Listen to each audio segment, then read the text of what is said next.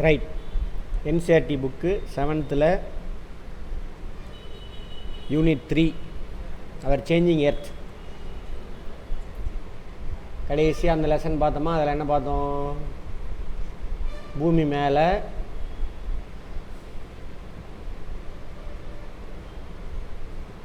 எப்படி முட்டையில் வெள்ளை ஓடு இருக்கோ அது மாதிரி ஒரு சின்ன லேயர் என்னவா இருக்குது மேலே, பூமி மேலே சாலிடாக பாறையாக மாறி இருக்கு. கரெக்டாக சாலிடாக பாறையாக மாறி இருக்கு. அதுக்கு பேர் என்னன்னு பார்த்தோம்?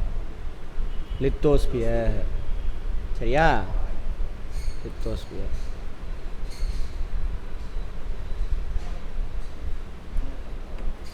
அது பேர் தான் லித்தோஸ்பியர்.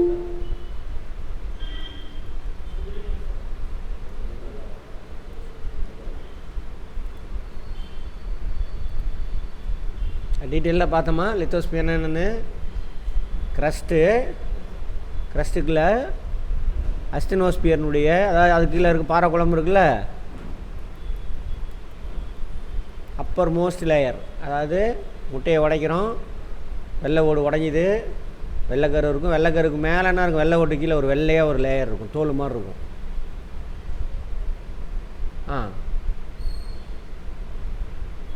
வேக வச்ச முட்டையாக இருந்தாலும் சரி, வேக வைக்காத முட்டையாக இருந்தாலும் ஒரு அந்த தோல். அது மாதிரி இந்த அஸ்டினோஸ்பியர் பார்த்தோம் இல்லையா? அஸ்டினோஸ்பியர் அது மேலே அப்பர் மோஸ்ட் லேயர், அது அந்த தோல் மாதிரி ஒரு சின்ன தின்னான லேயர் இருக்கும். அது ப்ளஸ் க்ரஸ்ட்டு. சரியா? Uppermost solid part of the asthenosphere and crust. சரியா? கன்சிஸ்ட் ஆஃப் ரெண்டு சேர்ந்தது தானது லித்தோஸ்பியர். ரெண்டு சேர்ந்தது தானது லித்தோஸ்பியர். தமிழ்லேயும் அதே தான். ஆமாம். அப்போ என்ன ஆகுது? பாறை குழம்பு பூமி இருக்குது. பூமியை சுற்றில என்னவா இருக்குது? உள்ளுக்குள்ளே பாறை குழம்பு இருக்குது. அன்றைக்கி தான் நடத்துனேன். அப்புறம் பாறை குழம்பான்னு கேட்குறீங்க. அஸ்டினோஸ்பியர்.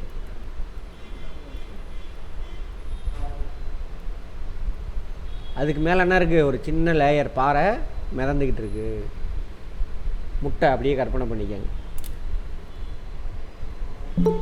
அந்த மேந்துக்கிட்டு இருக்க லேயர் மேலே தான் நம்மளாம் வசிக்கிறோம். அந்த மேந்துக்கிட்டு இருக்க லேயரில்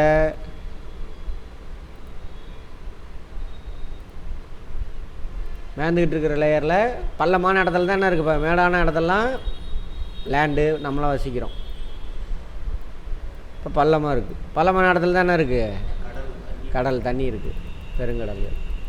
இங்கே நம்ம வசிக்கிறோம். அது மவுண்டெயின். இது இங்கே ஒருத்தர் பிரசன்ன வெங்கடேஷ் ஒரு டவுட்டு கேட்டார். இப்போ ஏற்காடு மட்டும் இல்லை, சென்னையுமே கடல்லேருந்து உயரமான இடம்தான். சேலமும் உயரமான இடம்தான். கடல் மட்டத்துலேருந்து. கடல் மட்டத்தோட பள்ளமாக இருந்தால் என்ன ஆயிரும்? தண்ணி இங்கே வந்துடும், கடலுக்குள்ளே போயிடும். புரிஞ்சதா? கேட்டார் சார். இப்போ ஏற்காடு 1500 மீட்டர் ஹைட்டுன்னு சொல்கிறோம், வங்காள விரிகுடாவிலேருந்து அளப்பாங்களா? சரியா? இந்தியன் ஓஷன்லேருந்து அளப்பாங்களா? கன்னியாகுமரி கடலுக்கு அங்கேருந்து அளப்பாங்களா? அல்லது இங்கே பக்கம், நம்ம பக்கம் அரபிக்கடல் தான் ஆக்சுவலாக சேலத்துக்கு, வங்காள விரிகுடா கிடையாது. அங்கேருந்து அளப்பாங்களான்னு கேட்குறாரு. எல்லா கடலும் எப்படி இருக்குது? ஒன்றோட ஒன்று லிங்க் ஆகிருக்கா? ரெண்டு பாத்திரம் இருக்குது.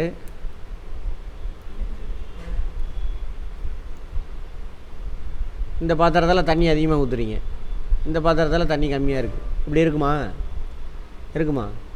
அதான் பைப்பு லிங்க் போட்டிருக்கோமே, எப்படி இருக்கும்? ஈக்குவலாக போயிடும் தண்ணி.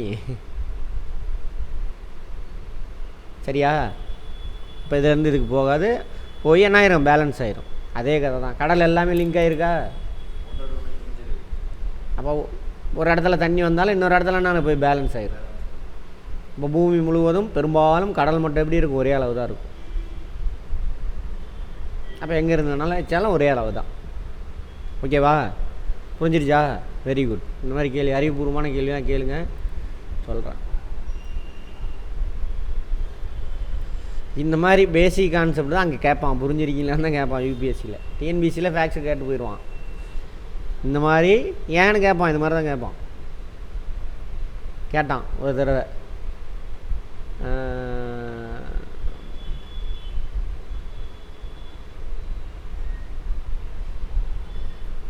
இந்தியாவோட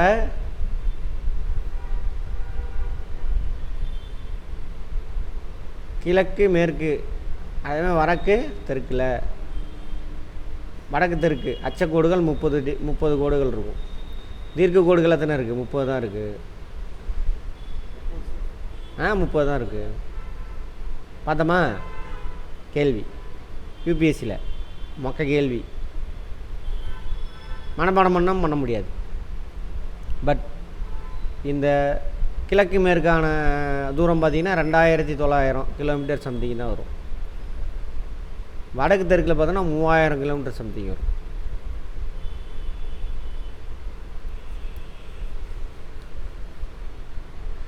ரெண்டுமே லேட்டிடியூடும் 30 தான் இருக்குது, லாங்கிடியூடும் 30 தான் இருக்குது. பட் ரெண்டும் டிஸ்டன்ஸ் ஒரே அளவு தானே இருக்கணும். ஏன்னு கேட்டிருக்கான். ஒரு 2 ஸ்டேட்மெண்ட்டு. என்ன காரணம்? அது எப்படிங்க? அச்சக்கோடுகள் ஒரே டிஸ்டன்ஸில் தான் இருக்கும்.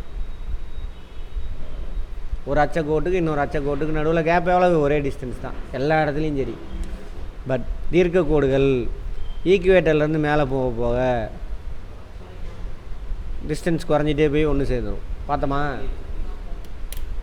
இதுதான் காரணம். எதனால் அப்படி போகுதுனாக்கா அடுத்த ஸ்டேட்மெண்ட்டு கர்வூடாக இருக்குது. எப்படி இருக்குது? கர்வூடாக இருக்கா? வளைஞ்சி தானே போகுது. ஸ்ட்ரெயிட்டாக இருந்தால் கூட நேராக போகும். கர்வூடாக இருக்கிறதுனால என்ன ஆகுது? போய் மீட் ஆகுது அங்கே. இப்போ லாங்கிடியூட்ஸ் வந்து என்ன கிடையாது? பேரலல் லைன்ஸ் கிடையாது. சரியா? அப்படியே கிராஸ் ஆகிட்டே போகும், ஒன்று சேர்ந்துடும். பேரலல் லைன்ஸ் எங்கேயுமே கிராஸ் ஆகாது. இது 3 ஸ்டேட்மெண்ட் தான் கொடுத்துருந்தோம். இப்படி தான் கேள்வி. ஏன், எதற்கு, எப்படி, இன்னும் எப்படி பண்ணலான்னு உங்களை எழுத வைப்பான். எங்கே? மெயின்ஸில் இந்த 3 கேள்வியை தான் அங்கே கேட்டு ஸ்டேட்மெண்ட் கொடுத்துருவோம். சரியா? குட். சரி, அடுத்தது. அப்போ லித்தோஸ்பியர் என்ன ஆகுது? அஸ்டெனோஸ்பியர் மேலே மிதந்துக்கிட்டு இருக்கு. ஓகேவா? ரைட்.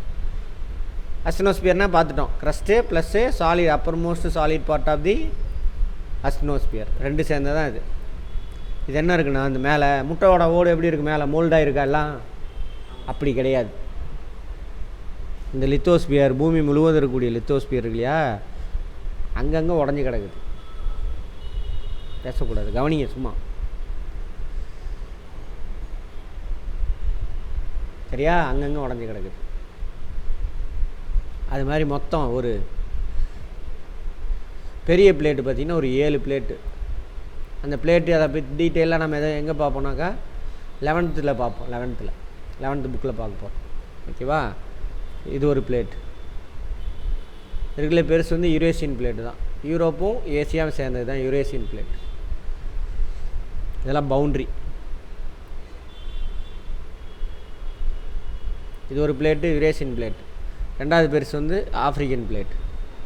ஆஃப்ரிக்கா தான் பின்னலாம். கடல் இருக்குது.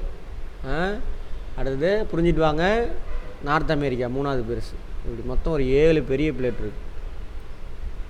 சின்னதாக ஒரு 20-21 பிளேட் இது வரைக்கும் கண்டுபிடிச்சிருக்காங்க. இதெல்லாம் பவுண்ட்ரி. இந்த பிளேட் என்ன ஆகுதுன்னா, இந்த ஏரை போட்டிருக்கான்ல, அந்த பிளேட் அந்த டைரெக்ஷனில் நகருதுன்னு அர்த்தம். இப்படி நகருது. இது இந்த பக்கம் நகர்ந்து போகுது, அது அந்த பக்கம் நகர்ந்து போகுது. ஃபிசிக்ஸில் நம்ம படிச்சுட்டுப்போம். எக்ஸ்ட்ரா புற விசை இல்லைன்னா ஒரு பொருள் என்ன பண்ண அது தன்னோட நிலையை மாற்றிக்காது. இது இவ்வளோ பெரிய பிளேட்டு நகர்னா அப்போ அதுக்கு விசை எங்கேருந்து வரணும்? வழியாக விசை எங்கேருந்து சார் வருது அப்படின்னாக்கா பார்த்தோம் இல்லையா, அஸ்டெனோஸ்பியர் மேலே மேந்துக்கிட்டு இருக்குது. அஸ்டெனோஸ்பியர்னா பாறை குழம்பு இன்னும் உள்ளே கொதிச்சிக்கிட்டே இருக்குது. பாறை குழம்பு என்ன ஆகுது? இன்னும் கொதிச்சிக்கிட்டே இருக்குது. எப்படி சார் கொதிக்குன்னா, ரேடியோ ஆக்டிவ் மெட்டீரியல், யுரேனியம், இந்த மாதிரி மெட்டீரியல்லாம் உள்ளே இருக்குது. அது அதிக ப்ரெஷரு, இதனால் என்ன உடஞ்சி தெரிக்குது. யுரேனியத்தை உடச்சா என்ன கிடைக்கும்? அணுக்கருவை ஹீட்டு கிடைக்குது. ஆனால் பூமி உருவாகி ஒரு 6 கோடி வருஷம் ஆகுது. 6 கோடி வருஷம் எங்கேருந்து பிரிஞ்சு வந்துச்சு? சூரியன்லேருந்து பிரிஞ்சு வந்து 6 கோடி வருஷத்துக்கு பக்கமாகுது. சரியா? இன்னமும் சூரியனில் இருக்கும்போது பாறை குழம்பாக இருந்துச்சு.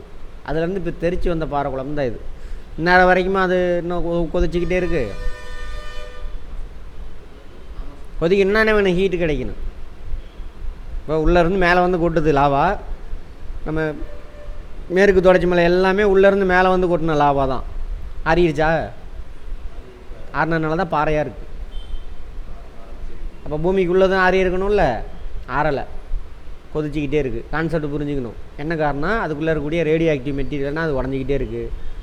இப்போ அணு உலை இருக்கு இல்லையா, அது மாதிரி.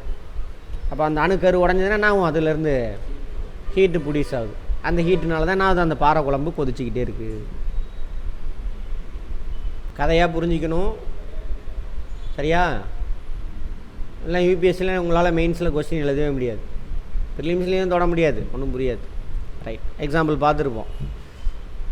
பூமிக்குள்ளே தான் பூமிக்குள்ளே போகிறோம். கோர் இருக்கா, இன்னொரு கோர், அவுட்டர் கோயில், லோயர் மேண்டில், அப்பர் மேண்டில் தான் என்ன இருக்குது? அஸ்டினோஸ்பியர் தான் அப்பர் மேண்டில். அது மேலே தான் லித்தோஸ்பியர் மேந்துக்கிட்டு இருக்கு. இப்போ இந்த அஸ்டினோஸ்பியர் இருக்கு இல்லையா, அதில் பாறை குழம்பு என்ன ஆகுது? பாறை குழம்பாக தான் இருக்குது. அங்கே வெடிக்குது. ரேடியோ ஆக்டிவ் மெட்டீரியல்ஸ் தானாக ஆற்றலை வெளியிடக்கூடிய, எனர்ஜியை ஃப்ளோ பண்ணக்கூடியதான் இது ரேடியோ ஆக்டிவ் மெட்டீரியல். அது உடஞ்சி அதோட அணுக்கரு நியூக்ளியஸ், அந்த ஆட்டமுடைய நியூக்ளியஸ் உடஞ்சதுன்னா ஹீட் ரிலீஸ் ஆகுது. இதுக்காக தான் இதெல்லாம் நீங்கள் புரியணும்னா ஃபிசிக்ஸ் கெமிஸ்ட்ரியில் ஸ்ட்ராங்காக இருக்கணும். அதுக்காக தான் உங்களுக்கு சயின்ஸில் அவ்வளோவா கேட்க மாட்டான், சயின்ஸ் அண்ட் டெக்குன்னு கேட்பான் யூபிஎஸ்சியில். நீ பேசிக் புரிஞ்சால் தான் என்ன பண்ண முடியும், சயின்ஸ் அண்ட் டெக்கு ஆன்சர் பண்ண முடியும். அதுக்காக தான் உங்களை டிஎன்பிஎஸ்சினுடைய சயின்ஸ் கிளாஸ் அட்டன் பண்ண சொல்கிறேன். யாரை? யூபிஎஸ்சி எழுதுகிறவங்கள. ஏன்னா அங்கே யூபிஎஸ்சியில் என்சிஆர்டி புக்கில் சயின்ஸில் ஒன்றுமே இருக்காது. 10th வரைக்கும் ஒன்றுமே இருக்காது, ரொம்ப கம்மியாக பேசிக்காக இருக்கும், ஒன்றுமே இருக்காது. நம்மளதில் தான் அதிகமாக இருக்குது. சரியா? சரி. அப்போது கெமிஸ்ட்ரி ஃபிசிக்ஸ் ரெண்டும் படிக்கணும். படிச்சிங்கன்னா தான் ஜியாகிரஃபி புரியும். அந்த வீடியோஸை போய் பாருங்கள், பார்க்காதாங்க, கிளாஸ் அட்டன் பண்ணாதாங்க. நடத்துவேன், வெயிட் பண்ணுங்கள். டைம் இருந்ததுன்னா அதை போய் பாருங்கள். ஃபஸ்ட்டு வீடியோவிலேருந்து போகணும், நடுவில் இருந்து போகக்கூடாது. அது புரிஞ்சுங்கன்னா பயாலஜி ஜியாகிரஃபி பயங்கர ஈஸி. இந்த மாதிரி கான்செப்ட்லாம். சரியா? ரைட். அதுக்கான டேமை வச்சே புரிஞ்சிக்கலாம் நிறைய விஷயம். நான்லாம் ஜியாகிரஃபி படிக்கும்போது அப்போ எனக்கு சயின்ஸ் நாலேஜ் அவ்வளோவா இல்லை. அந்த டேமுக்கு அர்த்தம் தேடுவோம், புரியாது, தேடிக்கிட்டே இருந்தோம். ரொம்ப நாள் கழிச்சு தான் கிடச்சிது. அப்புறம் அந்த சயின்ஸ் படிக்கும்போது தான் இதை வச்சுட்டு அப்படி ஜியாகிரஃபி பார்க்கும்போது பயங்கர ஈஸி. எல்லா சப்ஜெக்ட்லையும் ஸ்ட்ராங்காக இருக்கிறோம். மெயின்ஸு ப்ரிலிம்ஸ் ஆன்சர் அடிப்பேன், மெயின்ஸும் பட்டாசு கிளப்புவோம். பேப்பரை வேறு மாதிரி இருக்கும் யூபிஎஸ்சி பொறுத்த வரைக்கும். சரியா? ரைட். அப்போது ரேடியோ ஆக்டிவ் மெட்டீரியல் அதை சொன்னாலே எதுக்கு சார் போனோன்னா அது கெமிஸ்ட்ரியில் இருக்கும். ரேடியோ ஆக்டிவ் மெட்டீரியல்னால் என்ன, அணுக்கரு சிதைவுனா என்ன, அதெல்லாம். இப்போ ரேடியோ ஆக்டிவ் மெட்டீரியலான யுரேனியம் இந்த மாதிரியான பொருள் அது இங்கே உடஞ்சி சதறும் பொழுது என்ன ஆகுது? ஹீட்டு ப்ரொடியூஸ் ஆகுது. ஹீட்டை வச்சு என்ன ஆகும்? பாறை குழம்பு மேலே ஹீட்டு கிடச்சிதுன்னா ஒரு பொருள்னா அவன் மேலே போகும். இப்போ அடுப்பில் பார்த்தீங்கன்னு வச்சுக்கோங்க, விறகடுப்பில் வச்சுக்கோங்க. இப்போ உள்ள கேஸ் அடுப்பு வைக்காதீங்க. கேஸ் அடுப்பு ஏன்னாக்கா நடுவில் எரியாது. கேஸ் அடுப்பு எங்கே எரியும்? சைடில் தான் எரியும். யாருமே வந்து கேட்கவே இல்லை பாருங்கள். இதை நான் நடத்தியிருக்கேன். அடுப்பில் நடுவில் மேலே வந்து சைடில் போகும் அப்படின்னு சொல்லியிருப்பேன். மேலே வந்து இப்படி சைடில் போகணும். அது விறகடுப்பில். கேஸ் அடுப்பில் என்ன ஆகுது? ஆமாம், இந்த பக்கம் இப்படி வந்து இப்படி இறங்குது. ஏன்னா அடுப்பு எப்படி எரியுது? வட்டமாக அங்கே தானே எரியுது. ஆமாம், நான் சொல்கிறது விறகடுப்பு கான்செப்ட். விறகடுப்புனா சென்டரில் தான் அதிகமாக எரியும், சைடில் கம்மியாக எரியும். அதெல்லாம் சென்டரில் தான் 90 டிகிரியில் போய் போடும். சரியா? 90 டிகிரிக்கும் வெப்பத்துக்கு என்ன சார் இருக்குது பார்ப்போம். ஏரை பற்றி பார்க்கும்பொழுது பார்ப்போம். ரைட். அப்போ விறகடுப்பில் பார்த்தீங்கன்னா சாப்பாடு வச்சு பாருங்கள், இங்கே 90 டிகிரியில் படும், ஹீட் அதிகமாக கிடைக்கும். அப்போ என்ன, இங்கே ஹீட் அதிகமாக என்ன கிடைக்கும்? இந்த இடத்துல கிடைக்கும், இங்கேயோட. அப்போ இங்கே உள்ள பொருள்லாம் ஆகும் அப்படியே மேலே ரைஸ் ஆகும், தைன்னு ரைஸ் ஆகும். மேலே போக குளிர்ச்சி அடையும். ஃபிசிக்ஸ்லேயே பார்த்துருப்போம், வெப்பச்சலனம் பார்த்தோமா ஃபிசிக்ஸில். மேலே போனோன்னா இதாகும். அப்போ இந்த பொருள் இங்கே மேலே நகர்ந்துருச்சா, அப்போ இங்கே வெற்றிடம் ஆகும், இங்கே உள்ளது இங்கே வரும். இங்கே உள்ள மாலிகுல் இங்கே வரும், இங்கே உள்ள மாலிகுல் இங்கே வரும். அப்போ இங்கே வெட்டிடும். அப்போ இங்கே உள்ள மாலிகுல் இங்கே வரும், இது கீழே வரும், கீழே வரும், கீழே வரும். இங்கே வெட்டிடும். அப்படி என்ன ஆகும்? ரவுண்ட் அடிக்கும். சைங்கன்னு ரவுண்ட் அடிக்கும். அதுமாதிரி இந்த பக்கம் ரவுண்ட் அடிக்கும். சைங்கன்னு கர்சர் தெரியுதா? அதாங்க. இதுக்கு பேர் தான் வெப்பச்சலனம், கன்வெக்ஷன் கரண்ட் அப்படின்னு பார்த்துருப்போம். இதில் ஃபிசிக்ஸில் கன்வெக்ஷன் கரண்ட். தமிழில் சொல்ல ஒன்லி இங்கிலீஷ். சரி, கன்வெக்ஷன் கரண்ட், வெப்பச்சலனம். சரி, இப்படி ரவுண்ட் அடிச்சுட்டே இருக்குது. எங்கே? பாறை குழம்பு உள்ளே கொதிச்சுக்கிட்டே இருக்கும். ஒரு வீடியோ கூட காட்டுறேன். ஏன்னா இதில் நான் வீடியோ போட முடியாது. அது போட்டோன்னா என்ன ஆயிடுதுன்னா, அது என்னது காப்பிரைட்டு பிரச்சனை வந்துடுது. வீடியோ இது பண்ணிடுறான். அதனால்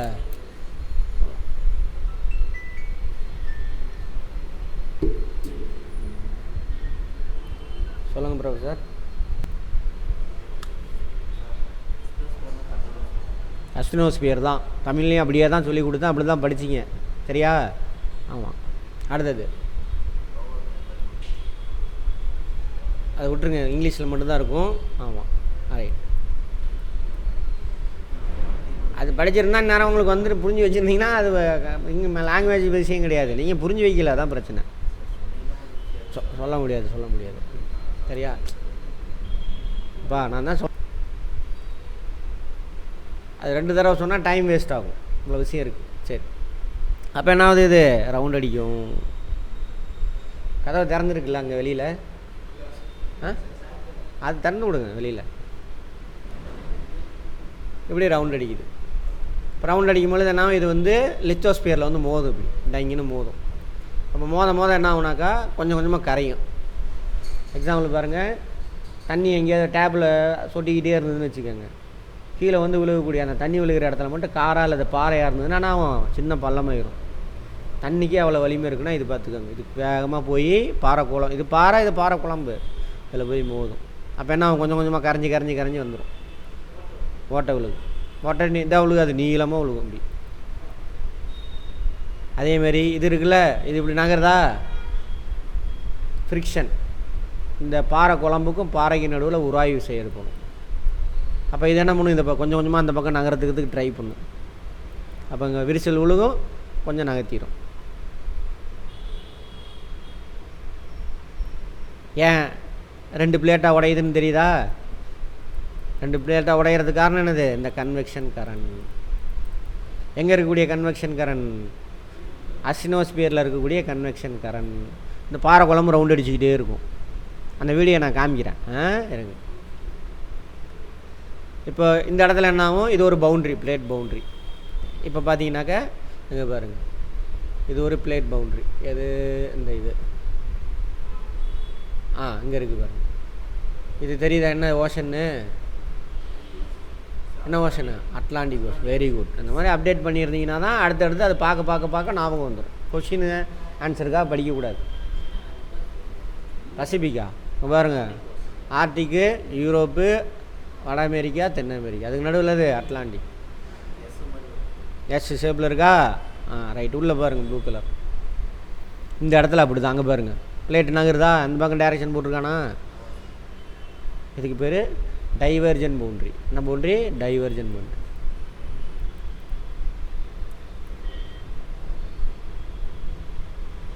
டைவர்ஸ்ன்ற வார்த்தை என்னது? 2ஆக பிரிஞ்சு போகிறது. அதான் டைவர்ஜன். அதேமாதிரி என்ன ஆகும்?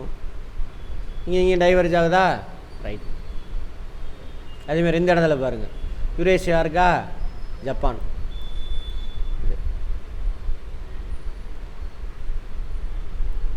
யுரேஷியன் பிளேட் என்ன ஆகுது? நகண்டு இந்த பக்கம் போகுது. இது பசிபிக் பிளேட். இது நகண்டு எந்த பக்கம் வருது? இந்த ஏரோவை வச்சு தான் இது ஒரு பிளேட். ஆக்சுவலாக பசிபிக் பிளேட்டு. இது யுரேஷியன் பிளேட்டு. இது நார்த் அமெரிக்கன் பிளேட். இது 3ஐயும் புரிஞ்சுக்கிட்டு அப்புறம் மற்றதெல்லாம் பாருங்கள், புரிஞ்சிடும் உங்களுக்கு. அப்போ என்ன ஆகுது? 2ம் கன்வெர்ஜ் ஆகுது. டைவர்ஜனுக்கு ஆப்போசிட் என்னது? கன்வெர்ஜன் பவுண்டரி.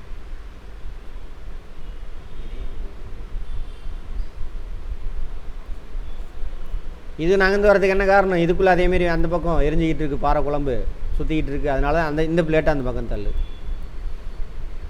அப்போது இந்த இடத்துல கடலுக்கு நடுவில் பார்த்தீங்கன்னு வச்சுக்கோங்க, உடஞ்சி விழுகுதா? 2 பிளேட் உடஞ்சி நகர்ந்து போயிடுச்சு. அப்போ உள்ளே என்ன இருக்குது? அஸ்டினோஸ்பியர் இருக்குது. அது என்ன மேலே வந்து கொட்டி மலையாக மாறிடும். திரும்ப அந்த மலையை உடைக்கும், 2 பக்கம் தள்ளி விட்டுரும். நல்லா புரிஞ்சுட்டு வாங்க. அப்போ தான் ப்ளஸ் ஒன்னில் பார்க்கும்பொழுது நல்லா இன்னும் இன்ட்ரெஸ்டிங்காக இருக்கும். புரிஞ்சுக்க ட்ரை பண்ணணும். அதுதான் ஒரே இது பசி. அதுக்கு பேர் தான் பசிச்சா தான் ஜீரணாகும். பசி அடித்தா தான் சாப்பிட்டிங்கன்னா ஜீரணாகலாம், ஜீரணம் ஆகாது. இங்கே நம்ம பண்ணுறது எல்லாமே ஒரு கேள்வி ஆன்சர் வாந்தி மனப்பாடம் பண்ணி பசிக்காமல் வாயில் ஊட்டுறது, வாந்தி எடுத்துகிட்டு அவனை அழிஞ்சு இந்த சமூகத்தை அழித்து நாசம் பண்ணிக்கிட்டு இருக்கோம். சரியா? ரைட். இது ஓகே. அவன் என்ன ஆகும்? டைவர்ஜன் பவுண்டரியில் என்ன உருவாகும்? நீளமான மலைத்தொடர் உருவாகும். அதேமாரி பிளேட் உடையுதா? அப்போ என்ன ஆகும்? ஒரு தட்டை ஏதோ ஒரு கண்ணாடியோ கட்டையோ உடைங்க என்ன ஆகும்? அதிருமா? அப்போ இவ்வளோ பெரிய பாறை உடையுதா? அப்போ அதிர்வு வருமா வராதா பூமி மேலே? இதுக்கு பேர் தானே இது நிலநடுக்கம் தமிழில். எர்த்து குவாக், எர்த்து ஷேக், அதான் குவாக்குன்னு வச்சுட்டான். நில அதிர்வு, அதிரும். சரியா? இந்த நில அதிர்வு இருக்குல்ல, ஆமாம், அது லைட்டாக நில அதிர்வு ஏற்படும். நில அதிர்வு இந்த கடலுக்குள்ளே பெரிய அளவில் வந்துச்சுன்னா என்ன ஆகும்? சுனாமி வரும். கடல் அதாவது கீழே ஒரு பாத்திரத்தில் தண்ணி வச்சுட்டு கீழே ஒரு தட்டு தட்டுங்க, அலையாக வருதா? அலையாக வருமா தண்ணி? அதே தான் கடலுக்குள்ளே நடக்கும். அது பெரிய மெட்டீரியலு சிஸ்டம். கடல் தண்ணின் மேலே நிற்கிது. உள்ள தண்ணி கீழே இருக்கக்கூடிய அந்த அந்த நிலத்து மேலே தான் தண்ணி நிற்கிது. அப்போ உடையும் பொழுது தானே அது வைப்ரேட் ஆகுது. அப்போ மேலே அலை என்ன ஒன்றும் கடல் அலை பெருசாக வரும். அதுக்கு பேர் சுனாமி. கடற்கரை ஓரத்தில் பயங்கர பெருசாக உருவாகி அடிச்சுட்டு போயிடும். இதே தரையில் இது வந்துச்சுன்னா நிலநடுக்கம், சாதாரண நிலநடுக்கம். கடலுக்கு வந்தால் நிலநடுக்கம் வித்து சுனாமி. ஓகேவா? அடுத்தது ஆமாம், வெளியில் எங்கே உள்ளே போயிட்டு வரும்? நிலப்பரப்பு மேலே வந்துட்டு போகும். எங்கே உள்ளே போகும்?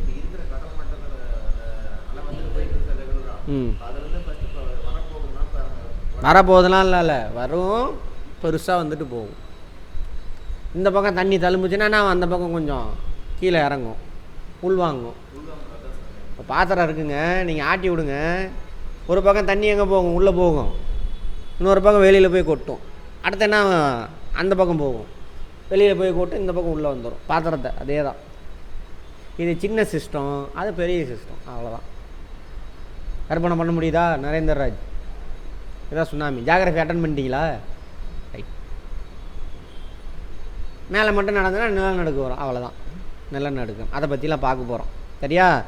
அப்போது அது அடுத்தது இன்னொன்று என்ன ஆகுது? ரெண்டு பவுண்டரியில் வந்து சேருது. அங்கே பாரு, இந்த இடத்துல பாரு, இது விரிஞ்சு போகுது இந்த பக்கம். இன்னொரு இடத்துல என்ன பண்ணுது? சேருதா? அந்த இடத்துல என்ன ஆகுனாக்கா விரிசல் விடாது.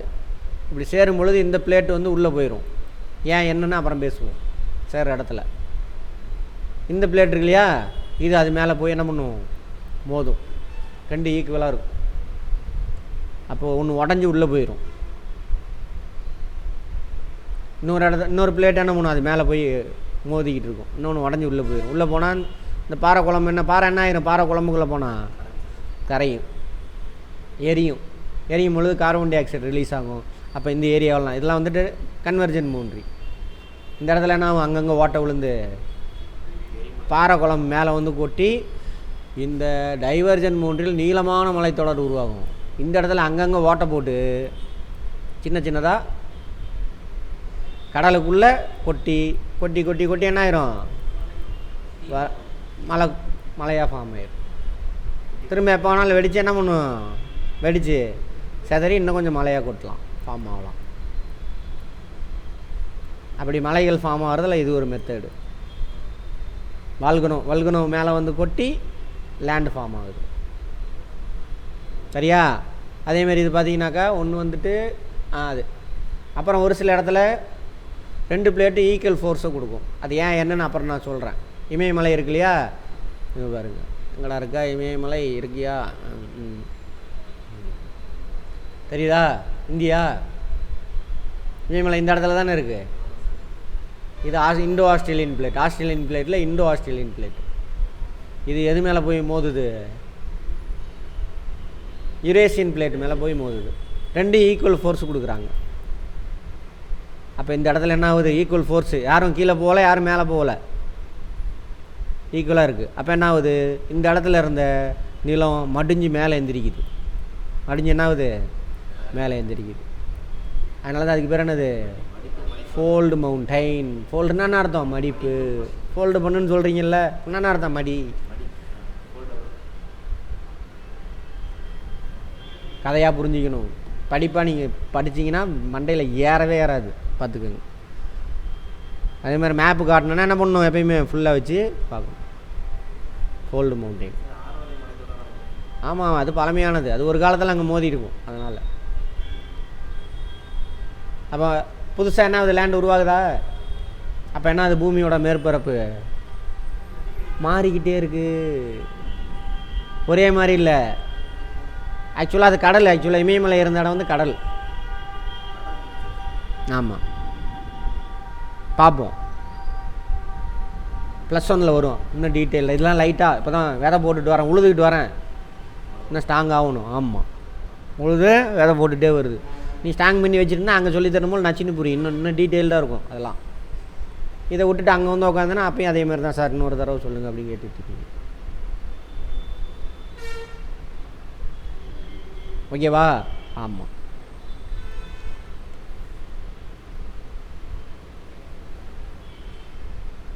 மடிப்போம்.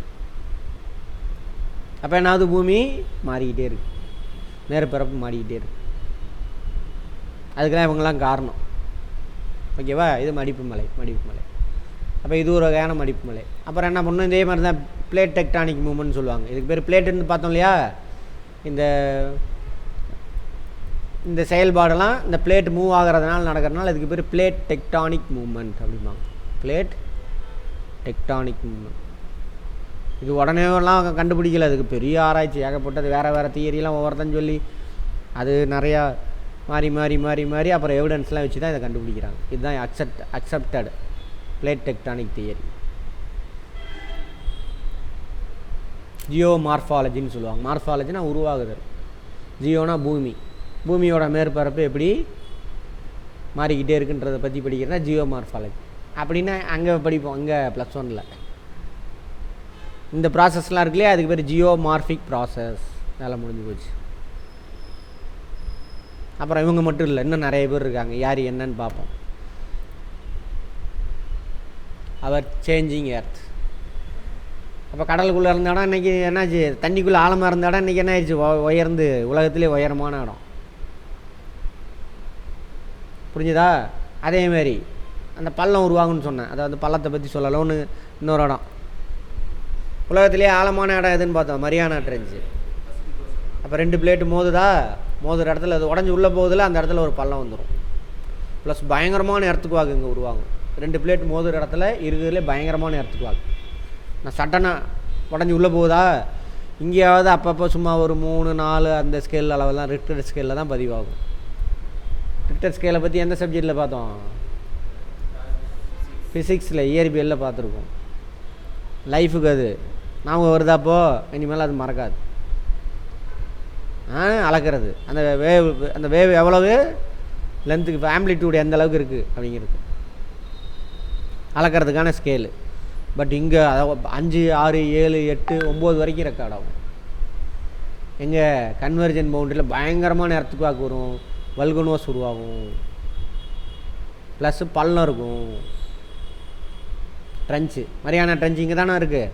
எப்படி? நியர்லி ஒரு 12,000 மீட்டர் ஆழம் மரியானா அகழி அப்படின்னு.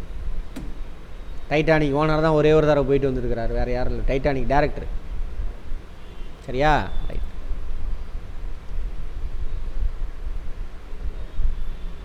ரைட், பார்க்கலாமா? Lithosphere broken into a number of plates known as lithospheric plates.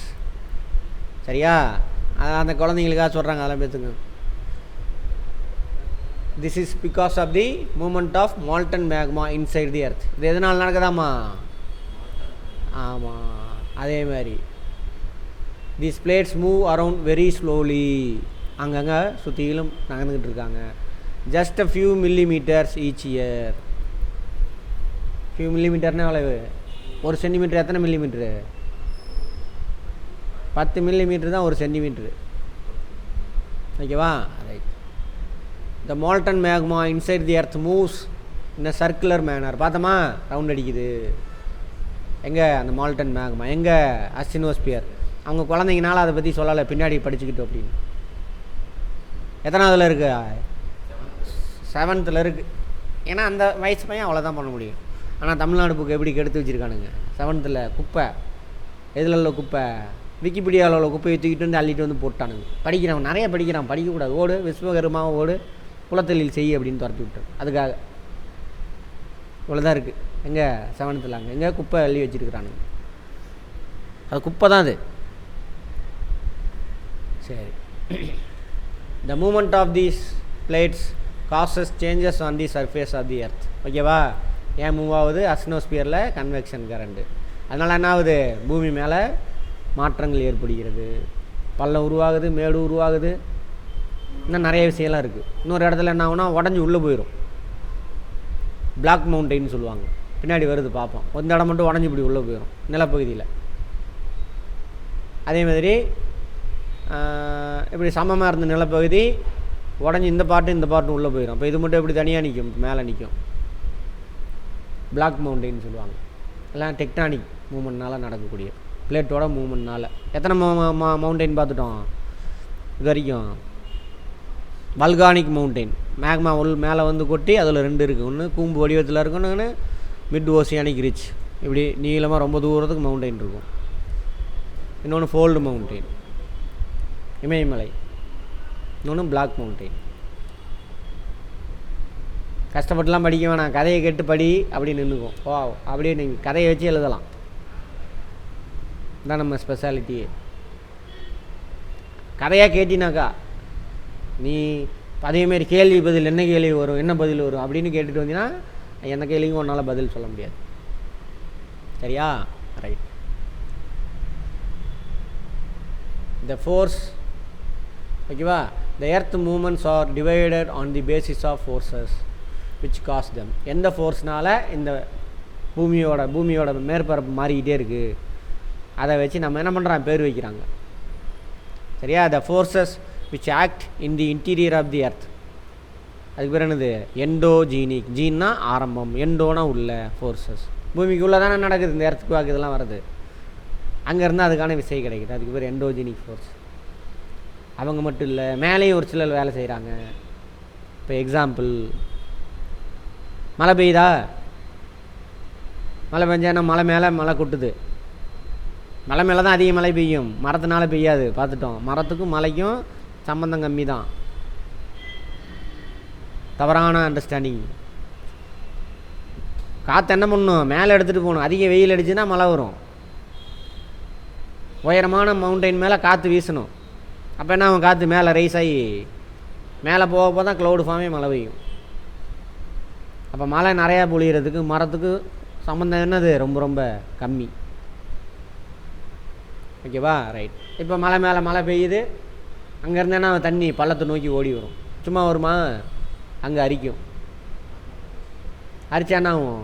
அருவி உருவாகும், ஆறு உருவாகும், ஓடை உருவாகும், பள்ளத்தாக்கு உருவாகும். இங்கே அரிச்சது என்ன பண்ணும்? கொண்டு போய் எங்கேயாவது டெபாசிட் பண்ணும்.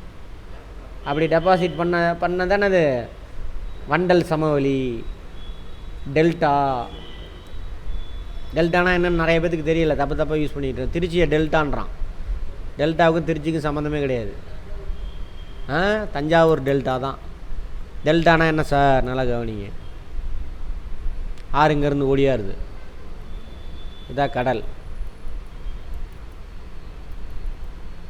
இந்த ஆறு கொண்டு வந்தது என்ன பண்ணுது? அங்கேருந்து கர்நாடகாவிலேருந்து தமிழ்நாடு வழியாக ஓடுது. அப்படி ஓடுறதெல்லாம் மெயினாக மலை மேலே தான் அதிகமாக, மேடான பகுதிகளில் தான் அதிகமாக இருக்கும். மேட்டில் மலை இருக்குது, இன்னொன்று பீடபூமி. பார்ப்போம் அப்படின்னா என்னென்னு பார்ப்போம். Mountain, plateau. அங்கேருந்துலாம் அரிசிட்டு எடுத்துகிட்டு போவோம். அதை எடுத்துகிட்டு போனால் என்ன பண்ணுவோம்? இங்கே கொண்டு போய் கடலில் கடைசியில் இங்கே கொட்டிடும். இப்படி கடலுக்குள்ளே நீர் பரப்புக்குள்ளே அது கொண்டு வந்த மணலெல்லாம் கொட்டி ஒரு நிலப்பரப்பை உருவாக்கினால் அதுக்கு இந்த நிலப்பரப்பு பேர் தானே அது டெல்டா.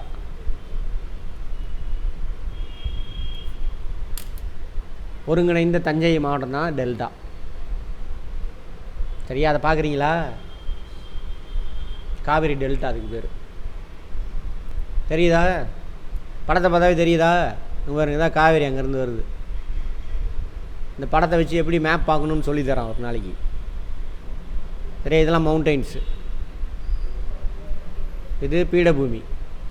அங்கேருந்து உருவாகி வருது, அங்கே உள்ளதெல்லாம் அரிச்சிட்டே வரும், வருது வருது வருது. இங்கெல்லாம் சமமாயிருச்சு, அங்கெல்லாம் கொட்டிகிட்டே போகும் சைடில். இதுதான் கொள்ளிடம், பெரிய இடம். இது முக்கம்பு, அதுக்கப்புறம் கொள்ளிடம் வரும் இங்கேருந்து. இது முக்கம்பு ஆக்சுவலாக, ஓகேவா? அங்கேருந்து வரும், அப்புறம் கொள்ளிடம் பிரியும். ரைட்டு, கொள்ளிடம் தான் கரெக்டு, பிரியும் இப்படி. இதெல்லாம் டெல்டா கிடையாது. ஒரே ஒரு வாங்க வாங்க உள்ளே வாங்க.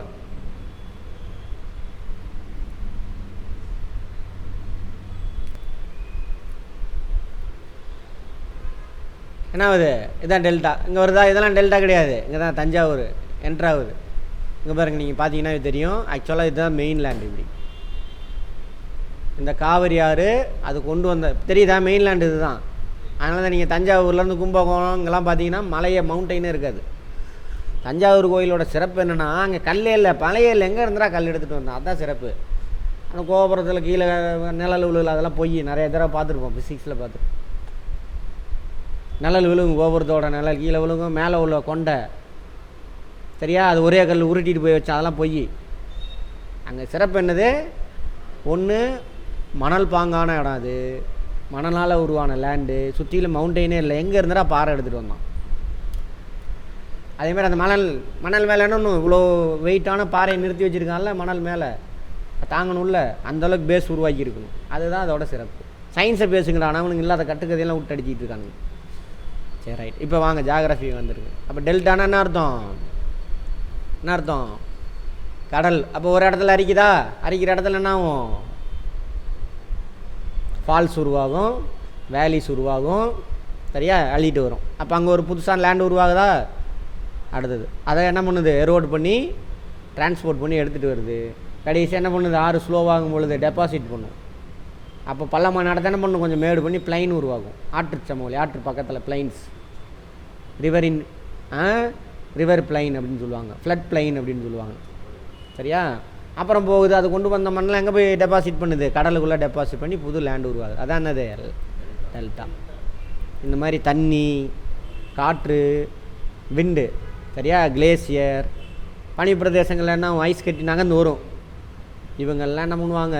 ஒரு இடத்துல அரிப்பாங்க, அங்கே ஒரு லேண்ட் ஃபார்ம் உருவாகும். அரிக்கிறனால உருவாதா? அரிக்கிறதுக்கு பேர் இங்கிலீஷில் எரோஷன். அரிக்கிற இடத்துல உருவாகிற அந்த லேண்ட் ஃபார்ம் பேர் எரோஷனல் லேண்ட் ஃபார்ம். இவங்கெல்லாம் அது மாதிரி எடுத்துகிட்டு போவாங்க, இன்னொரு இடத்துல டெபாசிட் பண்ணுறாங்க. டெபாசிட் பண்ணுற இடத்துல இந்த பிளைன், ஃப்ளட் பிளைனு, டெல்டா அதெல்லாம் ஃபார்ம் ஆகுதா? அது டெபாசிஷனல் லேண்ட் ஃபார்ம். இதை உருவாக்குறது யார்? இந்த மேலே பூமிக்கு மேலே இருந்து இந்த எது ரிவரு, அதாவது ரன்னிங் வாட்டர், அப்புறம் விண்டு லேண்ட் ஃபார்ம் உருவாக்குமா சார்? அரிக்குமா சார்? பாலைவனத்தெல்லாம் இவர் தான் அரிச்சு எடுத்துகிட்டு போய் ஒரு இடத்துல இதே வேலையை அவர் செய்வார். பட் அவர் ஸ்லோவாக செய்வார். ஒரு இடத்துல அரிப்பார், பாறை அங்கங்கே நிற்கும், பார்ப்போம், டீட்டெயில்டாக பார்ப்போம். இன்னொரு இடத்துல டெபாசிட் பண்ணிடுவார், அதெல்லாம் மணல் பாங்கான இடம். அதில் டியூன்ஸுன்னு சொல்லுவாங்க, மணல் திட்டு இருக்குல்ல, அங்கங்கே இருக்கும் பாலைவனத்தில், அதெல்லாம் பார்ப்போம், வரும். அதெல்லாம் அது வந்து டெபாசிஷனல் லேண்ட் ஃபார்ம். அப்போது ரன்னிங் வாட்டரு, அதில் கிரவுண்ட் வாட்டர் இருக்குது, அதோட லேண்ட் ஃபார்ம்ஸ் இருக்குது. ரன்னிங் வாட்டர் அவங்களுடைய லேண்ட் ஃபார்மு, விண்டு, கிளேசியர், அப்புறம் ஓஷன் கடற்கரை இருக்குல்ல, அங்கே ஒரு 3 பேர் இருப்பாங்க. யாருன்னா வேவ். மூணு இயக்கம் நடக்கும் கடலில். ஒன்று வேவு, இன்னொன்று கரண்ட்டு, இன்னொன்று டைடு. 3 வித்தியாசத்தை பார்ப்போம், வெயிட் பண்ணுங்கள். அடுத்த இது அதுதான் வரும், வாட்டர் பற்றி தான் வருது, அதில் பார்ப்போம். அப்போ அவங்க 3 பேர் சேர்ந்து என்ன பண்ணுவாங்க? ஒரு இடத்துல அரிப்பாங்க, இன்னொரு இடத்துல டெபாசிட் பண்ணுவாங்க. எடுத்துக்காட்டு பீச் இருக்குல்ல, அது டெபாசிஷனல் லேண்ட் ஃபார்ம். எங்கேயோ அரிச்சு கடற்கரை ஓரத்தில் அங்கே கொண்டு வந்து டெபாசிட் பண்ணிக்கலாம். இவங்கெல்லாம் எங்கேருந்து வேலை செய்கிறாங்க? Surface of the earth. எர்த்துக்கு வாக்கு இவங்கெல்லாம் அவங்களுக்கான காரணம் எங்கேருந்து உருவாகுது? அஸ்டினோஸ்பியரில் நடக்கக்கூடிய கன்வெக்ஷன் கரண்ட். ஸோ அவங்களாம் இதில் உருவாங்கினாக்கா எண்டோஜீனிக் ஃபோர்ஸஸ். எண்டோனா உள்ள, சரியா? எக்ஸோ அதுக்கு ஆப்போசிட்டு. வெளியிலேருந்து விண்டு இவங்கெல்லாம் செய்கிறாங்க இல்லையா, அவங்களாம் வந்து எக்ஸோஜீனிக் ஃபோர்ஸஸ். இருக்கா? ரிவரு, விண்டு, சீவேவ்ஸு, கிளேசியர், இன்னொன்று கிரவுண்ட் வாட்டர்லாம் இருக்காது. ப்ளஸ் 2ல் பார்த்துக்கோ. இது 7th குழந்தைங்களுக்காக கொடுத்துருக்காங்க. இது ஊரல் போடுறோம், மரமாக மாற்றுறது எங்கே? ப்ளஸ் 2ல். நல்லா புரிஞ்சிட்டே வாங்க, அது இன்னும் டீப்பாகிடும். அப்போது பூமியோட மேற்பரப்பு என்ன ஆகுது? மாறிக்கிட்டே இருக்குது. அதான் எர்த் மூமெண்ட்ஸ். உள்ளியக்க சக்தியில் எண்டோஜினிக் ஃபோர்ஸஸ்னால என்ன ஆகுது? பூமியோட மேற்பரப்பு மாறிக்கிட்டே இருக்குது. அதை ரெண்டாக பிரிக்கிறாங்க. சடன் ஃபோர்ஸஸ், டயஸ்ட்ரோபிக் ஃபோர்ஸஸ் அப்படிம்பாங்க. சடன் அப்படின்னாக்கா உடனே டக்குன்னு நமக்கு தெரியும். டயஸ்ட்ரோபிக் நமக்கு தெரியாது, மெதுவாக நடக்கும். இப்போ இமயமலை வளர்ந்துக்கிட்டே இருக்கான் வருஷத்துக்கு, சென்டிமீட்டர் கணக்கில், மில்லிமீட்டர் கணக்கில். நமக்கு தெரியுமா? அது வந்து என்னது? டயஸ்ட்ரோபிக், ஸ்லோவாக நடக்கும். அது எர்த்துக்கு வாக்கு வருது, திடீர்னு பள்ளம் உருவாகும், அதனால் உருவாகக்கூடியலாம் என்னது? வல்கனோ வெடிக்கிறது, சடன் ஃபோர்ஸ். லேண்ட்ஸ்லைடு கேரளாவில் நடந்துச்சா? லேண்ட்ஸ்லைடு. அது லேண்ட்ஸ்லைடுக்கு எங்கே இருந்து சார் வந்துச்சு அப்படின்னாக்கா லேண்ட்ஸ்லைடு அது எண்டோஜெனிக் ஃபோர்ஸஸில் வச்சுருக்கான். ஏன் லேண்ட்ஸ்லைடு நடந்தது சார்? சரியா? ரைட். மழை பெஞ்சதுன்னா அது ஒரு காரணம், அவ்வளோதான். கவனிங்க. இப்போது மலை மேலே மவுண்டெயின்லாம் பார்த்தீங்கன்னாக்கா இப்படி இருக்குது. ஒரு லேயர் வந்து மண் இருக்கும் இப்படி நார்மலாக. அந்த மண் மேலே இங்கேருந்து உடஞ்சி வந்தது தான் அந்த மண்ணெல்லாம் பார்ப்போம். அதை பற்றிலாம் அடுத்த பாடத்தில் வருது. மினரல் ராக் டைப்ஸு, மினரல்ஸ் அதெல்லாம் போனதுலேயே பார்த்தோமா? பார்ப்போம். அந்த பாறையிலேருந்து உருவான மண் தான் அங்கே இருக்கும். ஃப்ரிக்ஷன்னால் என்ன ஆகும் அப்படின்னாக்கா அந்த மண்ணெல்லாம் என்ன பண்ணும்? பாறையில் ஒட்டிக்கிட்டு இருக்கும். No problem. இப்போ அதிகமாக மழை பெய்யுதுன்னு வச்சுக்கோங்க, தண்ணி என்ன பண்ணும்? இது உள்ளே ஊடுருவி இந்த மண்ணுக்குள்ளே ஊறி உள்ளே போயிடும், பாறை வரைக்கும் போயிடும். அப்புறம் பாறையை ஒட்டி என்ன பண்ணும்? அப்படியே ஓட ஆரம்பிக்கும். அப்படி ஓட ஆரம்பித்த தண்ணி எங்கேயாவது ஒரு இடத்துல என்ன பண்ணுவோம்? வெளியில் வரும். அதுக்கு பேர் தானே அது ஊற்று அப்படின்னு சொல்லுவோம். இப்படி தான் ஊற்றெல்லாம் உருவாகும். ஸ்ப்ரிங்கு இங்கிலீஷில். அப்போ அங்கங்கே பாறை கீரை இருந்ததுனாக்கா அங்கங்கே தள்ளி தள்ளி வந்துடும். இப்போ அந்த மாதிரி நடுவில் இந்த மண் திட்ட பிடிக்கிறதுக்கு எந்த ஒரு இதுவும் இல்லைன்னு வச்சுக்கோங்க. இப்போது இந்த மண்ணுக்குள்ளே ஊறி தண்ணி வருதா?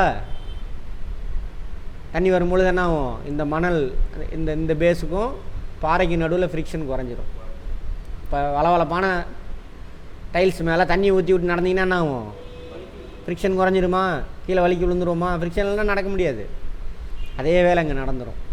இந்த மண்ணை ஏன் சார் மண்ணை இவர் பிடிச்சி வச்சுருக்காருனாக்கா ஃப்ரிக்ஷன் தான் பிடிச்சி வச்சுருக்காரு. ஏன் சார் மண் கீழே விழுந்துச்சு அப்படின்னா எப்பயுமே என்ன ஆகுது? கிராவிட்டி என்ன பண்ணும்? கிராவிடேஷனல் ஃபோர்ஸு, ரெண்டுமே ஃபோர்ஸு தான். இவரை பிடிச்சி இழுத்துக்கிட்டு இருக்காரு. அவர் என்ன பண்ணுறாரு? Frictional force. எந்த விதி இது? நியூட்டனுடைய முதல் விதி. ஃபஸ்ட் லா ஆஃப் நியூட்டன் பார்த்தோமா? என்னது? ஒரு எக்ஸ்ட்ரா ஒரு ஃபோர்ஸ் அது மேலே ரியாக்ட் ஆகிற வரைக்கும் தன்னோட ஸ்டேட்டை வந்து மாற்றிக்காது. அதானது நியூட்டனுடைய ஃபஸ்ட் லா. சரியா? ரெண்டு ஈக்குவலாக இருக்குது. இப்போது ஃப்ரிக்ஷனல் ஃபோர்ஸு, பேலன்ஸ்டு ஃபோர்ஸ்னு பார்த்துருப்போம். கிராவிடேஷனல் ஃபோர்ஸ் ஒரு 100 நியூட்டன் வந்து என்ன பண்ணுறது? பிடிச்சி இழுத்துக்கிட்டு இருக்குது. அதுக்கு ஆப்போசிட்டாக என்ன பண்ணுறாரு? ஃப்ரிக்ஷன். எப்பயுமே ஆப்போசிட்டில் தான் செயல்படும் ஃப்ரிக்ஷன். பொருள் மூவ் ஆகிறதுக்கு ஆப்போசிட்டில். கரெக்டாக? அப்படி பிடிச்சி இழுத்துக்கிட்டு இருக்குது. இது கிராவிட்டி எப்படி இருக்குது? கீழே பிடிச்சி இழுக்குது. இதுக்கு ஈக்குவலான ஆப்போசிட் ஃபோர்ஸு ஃப்ரிக்ஷன் கொடுத்துக்கிட்டே இருக்குது. இப்போ அது வழியே தண்ணி ஓடும் பொழுது என்ன ஆயிடுச்சு? ஃப்ரிக்ஷன் குறைஞ்சிருச்சு. அப்போ கிராவிட்டியோட அளவு ஃபோர்ஸ் அதிகமாக இருக்குது. இதுவும் 100, இதுவும் 100. ஓகே. இப்போ என்ன ஆயிடுச்சு? இது 90 ஆயிடுச்சு. கிராவிட்டியோட ஃபோர்ஸு 100 இருக்குது. கிராவிட்டி 100, அது 90 மாறிடுச்சு. 10 குறைஞ்சிருச்சு. அப்போ என்ன ஆயிரும்? கிராவிட்டி தான் இழுக்கிறாரு, கீழே வந்து விழுந்துடும். ஃபிசிக்ஸில் பார்த்துருப்போம். ரெண்டு ஃபோர்ஸு சரியா ஆப்போசிட் டைரக்ஷனில் ரியாக்ட் பண்ணும் பொழுது ரெண்டும் ஈக்குவலாக இருந்தது அப்படின்னா அதுக்கு பேர் பேலன்ஸ்டு ஃபோர்ஸ். பொருள் எந்த பக்கமும் நகராது அப்படின்னு பார்த்துருப்போம். பொருள் நகரணுன்னா என்ன பண்ணும்? எந்த பக்கம் அதிக ஃபோர்ஸ் இருக்கோ இப்போ இந்த பக்கம் 110 இருக்குது, இந்த பக்கம் 100 தான் இருக்குது. அப்போ பொருள் எந்த பக்கம் நகரும்? இந்த திசையில் நடக்கிறோம். அது இதுதான் என்னையா போய் ஜியாகிரஃபி நடத்துகிறப்ப ஃபிசிக்ஸ் அது இது நடத்துகிறேன். இதுதான் வேணும். இதை புரிஞ்சுருந்து அங்கே செயல்பட்டுருந்தானா ஐஏஎஸ் ஆஃபீஸரோ ஐபிஎஸ் ஆஃபீஸரோ நீங்கள் தானே போய் பண்ண போகிறீங்க. இது அதுக்கு தான் இந்த பேசிக் புரிஞ்சிருக்கீங்களான்னு செக் பண்ணுவோம். இது புரியாமல் அங்கே போய் உட்காந்தா என்ன ஆகும்? அப்படி தான் இருக்கும். இதை தான் டெஸ்ட் பண்ணுவான். எதில்? ப்ரிலிம்ஸில் ரொம்ப ஓவமாங்க. இவ்வளோ தான் மேட்ரு. இந்தியாவிலேயே ஈஸியான எக்ஸாம் எது? யூபிஎஸ்சி தான். இந்த பேசிக்லாம் புரிஞ்சிருக்கணும். ஃபிசிக்ஸு, கெமிஸ்ட்ரி இது புரிஞ்சிருந்தாக்கா பயாலஜி, ஜியாகிரஃபி ஈஸி. அதுக்கப்புறம் நம்ம உருவாக்கின சோசியல் சயின்ஸ், ஹிஸ்ட்ரி, சிவிக்ஸு அதெல்லாம் புரிஞ்சுதா? அதுக்கப்புறம் கரண்ட் அஃபேர் படிச்சிங்கன்னா வேலை முடிஞ்சு போச்சு. இப்படி தான் பார்த்துருப்போம். போன தடவை யூபிஎஸ்சி ஜியாகிரஃபி கொஸ்டின் 3 எடுத்து சால்வ் பண்ணுமா? எதை வச்சு சால்வ் பண்ணோம்? வெறும் சும்மா பேசிக் தான் வச்சு. உங்களுக்கு நடத்துனது தான் அதில் வந்துருந்துச்சு. பிடிச்சிருக்கும். Right, okay. அடுத்து போகலாமா? அப்போ லேண்ட் ஸ்லைடு காரணம் யார்? கிராவிட்டி தான் காரணம். அது எண்டோஜெனிக் ஃபோர்ஸ். நான் படிக்கிறப்போ மண்டையை போட்டு பிச்சுக்கிட்டேன். இதை ஏன்டா கிராவிட்டி மண் என்னது லேண்ட் ஸ்லைடு மேலே தானே நடக்குது, யார் இழுக்கலாம் யார் இருக்கிறா அப்படின்னு. அப்புறம் சயின்ஸ் நல்லா புரிய ஆரம்பித்தோன்னா தான் என்னாச்சு, ஓ லேண்ட் ஸ்லைடு காரணம் யார்? கிராவிட்டி. அதனால் அது வந்து எதில் வரும்? எண்டோஜெனிக் ஃபோர்ஸஸ்லாம் வரும் அப்படின்னு. இதுவும் சடனாக நடக்கிறது. சரியா? இமயமலை வளருது இல்லையா, ஃபோல்டு மவுண்டைன். அது வந்து என்னது? மெதுவாக நடக்கும், நமக்கு தெரியாது. அது டயஸ்ட்ரோபிக் ஃபோர்ஸஸ். அடுத்து எக்ஸோஜெனிக் ஃபோர்ஸஸ், எரோஷனல் டெபாஷனல்னால நடக்கக்கூடியது. ஒரு இடத்துல எரோடு பண்ணுவாங்க, அரிப்பாங்க, அங்கே ஒரு லேண்ட் ஃபார்ம். எதெல்லாம்? அருவி, வேலி, சரியா, ரேப்பிட்ஸு, இந்த மாதிரி நிறையா சொல்லுவாங்க. கம்மியாக ஸ்லோப்பாக இருக்கும். அப்புறம் இன்டர்லிங்க்டு ஸ்பர் அப்படி இப்படி நிறையா வரும். அது பார்ப்போம், அடுத்த லெசனில் வரும், பார்த்துக்குவோம். 8th வரும்னு நினைக்கிறேன். 8th வரும், இல்லைனா 11th பார்ப்போம். அரைச்சிட்டு போகுது, டிரான்ஸ்போர்ட் பண்ணும். அதுக்கப்புறம் என்ன ஆகுது? டெபாசிட் பண்ணுது, அங்கே லேண்ட் ஃபார்ம். அது அங்கே போட்டிருக்காங்க. அதுக்கான ஏஜென்ட்ஸ் தான் யார்? ரிவரு, விண்டு, சீ வாட்டரு, கிளேசியர்ஸ், சீ வேவ்ஸு. ஓகே, சி ஓகேங்களா. இன்னொருத்தர் இருக்கார், அவர் யார்? Ground water. மெயினாக அந்த குகையெல்லாம் உருவாகுது இல்லை, அதெல்லாம் கிரவுண்ட் வாட்டர் தான் காரணம். முடிவுரிப்போம், அதை பற்றி பார்ப்போம். ரைட், என்ன சொல்கிறாங்க? ஆக்டிவிட்டி ஏதோ கொடுத்துருக்காங்க, நீங்கள் பார்த்துட்டு ஏதாவது டவுட்னா கேளுங்க. அந்த கன்வெக்ஷன் கரண்ட் இருக்குல்ல, அதுக்கு குழந்தைங்களுக்காக கொடுத்துருக்காங்க, அதை படித்து புரிஞ்சுக்கோங்க. அடுத்து லித்தோஸ்பியரிக் பிளேட் பார்த்தோமா? த earths crust consists of several large and small rigid irregularly shaped plates. ஓகேவா? முட்டை மேலே இருக்கக்கூடிய ஓடு, அது மாதிரி பூமி மேலே ஓடு, அதான் இது லித்தோஸ்பியர். இதெல்லாம் பிளேட்டு. இது நாட்டோட காண்டினென்ட்டோட எல்லை, லேண்டோட எல்லை. அங்கே இதெல்லாம் இருக்கு இல்லையா, நடுவில் அங்கே போட்டிருக்காங்க. இது ஒவ்வொன்றும் ஒரு பிளேட். அந்த கலரை வச்சு பார்த்துக்கோங்க. இது எப்படி கண்டுபிடிச்சாங்க, ஏது கண்டுபிடிச்சாங்க, கேள்வி கேட்க ஆரம்பிச்சுக்கோங்க. 11th நடத்தும்போது சொல்கிறேன். சரியா? இது ஃபஸ்ட்டு. ஆமாம். அடுத்தது விதைக்கும் பொழுது, நெல் விதைக்கிறதுக்கு முன்னாடி என்ன பண்ணுவாங்க? அதை ஊற வைப்பாங்க. அந்த வேலையை தான் செஞ்சுக்கிட்டு இருக்கு. +1 படிக்கும் பொழுது ஏன் எதற்கு எப்படி கான்செப்டோட அங்கே தான் விதைக்க போகிறோம். Right, which carry continents and ocean floors. ஆமாவா? அது மேலே தான் இருக்குது லித்தோஸ்பியர் பிளேட்லாம். பள்ளமாக இருக்கிற இடத்துல ஓசோன் ஃப்ளோர், பள்ளமாக இருக்கிற இடம். மேடாக இருக்கிற இடத்துல தான் என்ன பண்ணுறோம்? காண்டினென்ட், நம்ம வசிக்கிறோம், மனிதர். ஓகேவா? Right. Volcanoes cause mass destruction over. Right, okay. அடுத்தது இதோட நிற்கிதா? Exogenic force. இதெல்லாம் எக்ஸோஜெனிக் ஃபோர்ஸஸ். அடுத்தது endogenic forces sometimes produce sudden movements and at the other times produce slow movements. Imayamalai வளர்த்தலாம். Sudden movements like earthquakes and volcanoes cause mass destruction over the surface of the earth. பெரிய அழிவை உண்டு பண்ணும். எர்த்துக்காக உண்டு பண்ணுதா? Volcanoes ஏதோ ஒரு நாட்டில் வெடிச்சு போகுது, நிறைய மக்கள்லாம் வீட்டை விட்டுட்டு ஓடிட்டாங்கன்னு வந்திருக்கும் நியூஸில். இப்போ ரீசெண்டாக 2-3 மாதத்துக்குள்ளே பார்த்துக்கோங்க. அதே மாதிரி கேட்பாங்க ஃபேக்டில், கரண்ட் அஃபேர்லேருந்து இந்த நாடு எங்கே இருக்குதுன்னு கேட்பான். அந்த நாட்டோட தலைநகரம் எங்கேன்னு கேட்பான். எந்த நாட்டை கேட்பானா? ரொம்ப இந்த 6 மாதம் 1 வருஷத்துக்குள்ளே என்ன ஆயிருக்கும்? முக்கியமான ஏதாவது ஒரு நாட்டை பற்றி. இப்போது ரஷ்யா எந்த நாட்டு கூட சண்டை போட்டுக்கிட்டு இருக்கான், அவனோட கேபிட்டல் என்னன்னு கேட்பான். அப்படி கரண்ட் அஃபேரில் வரக்கூடிய நாட்டை பற்றி தான் என்ன பண்ணுவான், கரண்ட் ஃபேக்டாக கேட்பான். அதுக்காக எல்லா நாட்டோட தலைநகரையும் உட்காந்து படிச்சுட்டு இருக்காதீங்க. ரைட்டு. வல்குணம் என்னது, ஒரு இங்கே பாருங்கள், ஆக்சுவலாக இவ்வளோ தரை தான் இது. டைவர்ஜன் பவுண்ட்ரியில் ஓட்டையாக போட்டு அது என்னென்னு இப்போ தான் பார்த்தோம் கொஞ்சம் நேரத்துக்கு முன்னாடி. ஓட்டை விழுந்து அது வெளியில் வந்து கொட்டி என்ன ஆகும், இது ஃபஸ்ட்டு இப்போ கொட்டியிருக்கும். அடுத்து இந்த ரவுண்டு கொட்டி என்னாச்சு, பெரிய மவுண்டெயினாக ஃபார்ம் ஆகிடும். கடலுக்குள்ளே இருந்தால் கடலுக்குள்ளே இருக்கிற மவுண்டெயின், தரை மேலே இருந்தால் தரையில் இருக்கிற மவுண்டெயின். கடலுக்குள்ளே மூழ்கி இருந்ததுன்னு வச்சுக்கோங்க, அதே கடலை விட்டு வளர்ந்ததுன்னா இது மேலே வந்துடும். இதுக்கு பேர் என்னது, ஐலாண்ட். ஓகேவா? மெயினாக இந்த மாதிரி வல்கனம் எங்கே ஃபார்ம் ஆகும்னு பார்த்தோம், கன்வர்ஜன் பவுண்ட்ரியில். அதனால தான் பசிபிக்கு தான் கன்வர்ஜன் பவுண்ட்ரி. இங்கே அதிகமான தீவுகள் இருக்கும், தீவு கூட்டம் அதிகமாக இருக்கக்கூடிய ஆர்கிபிளாகுன்னு சொல்லுவாங்க. ஐலாண்ட், குரூப் ஆஃப் ஐலாண்ட்ஸ் அதிகமாக இருக்கக்கூடிய பவுண்ட்ரி அது கன்வர்ஜன் பவுண்ட்ரி. அதுக்கு எக்ஸாம்பிள் அது பசிபிக், யுரேஷியன் பிளேட்டு, ஆஸ்திரேலியன் பிளேட்டும் பாருங்கள் அங்கே தான் போகுது. அதான் ஓசியானியானே சொல்லுவாங்க. ஆஸ்திரேலியா இந்த நாடுகள்லாம் சேர்த்து ஓசியானியா அப்படிம்பாங்க. கேள்விப்பட்டிருக்கீங்களா?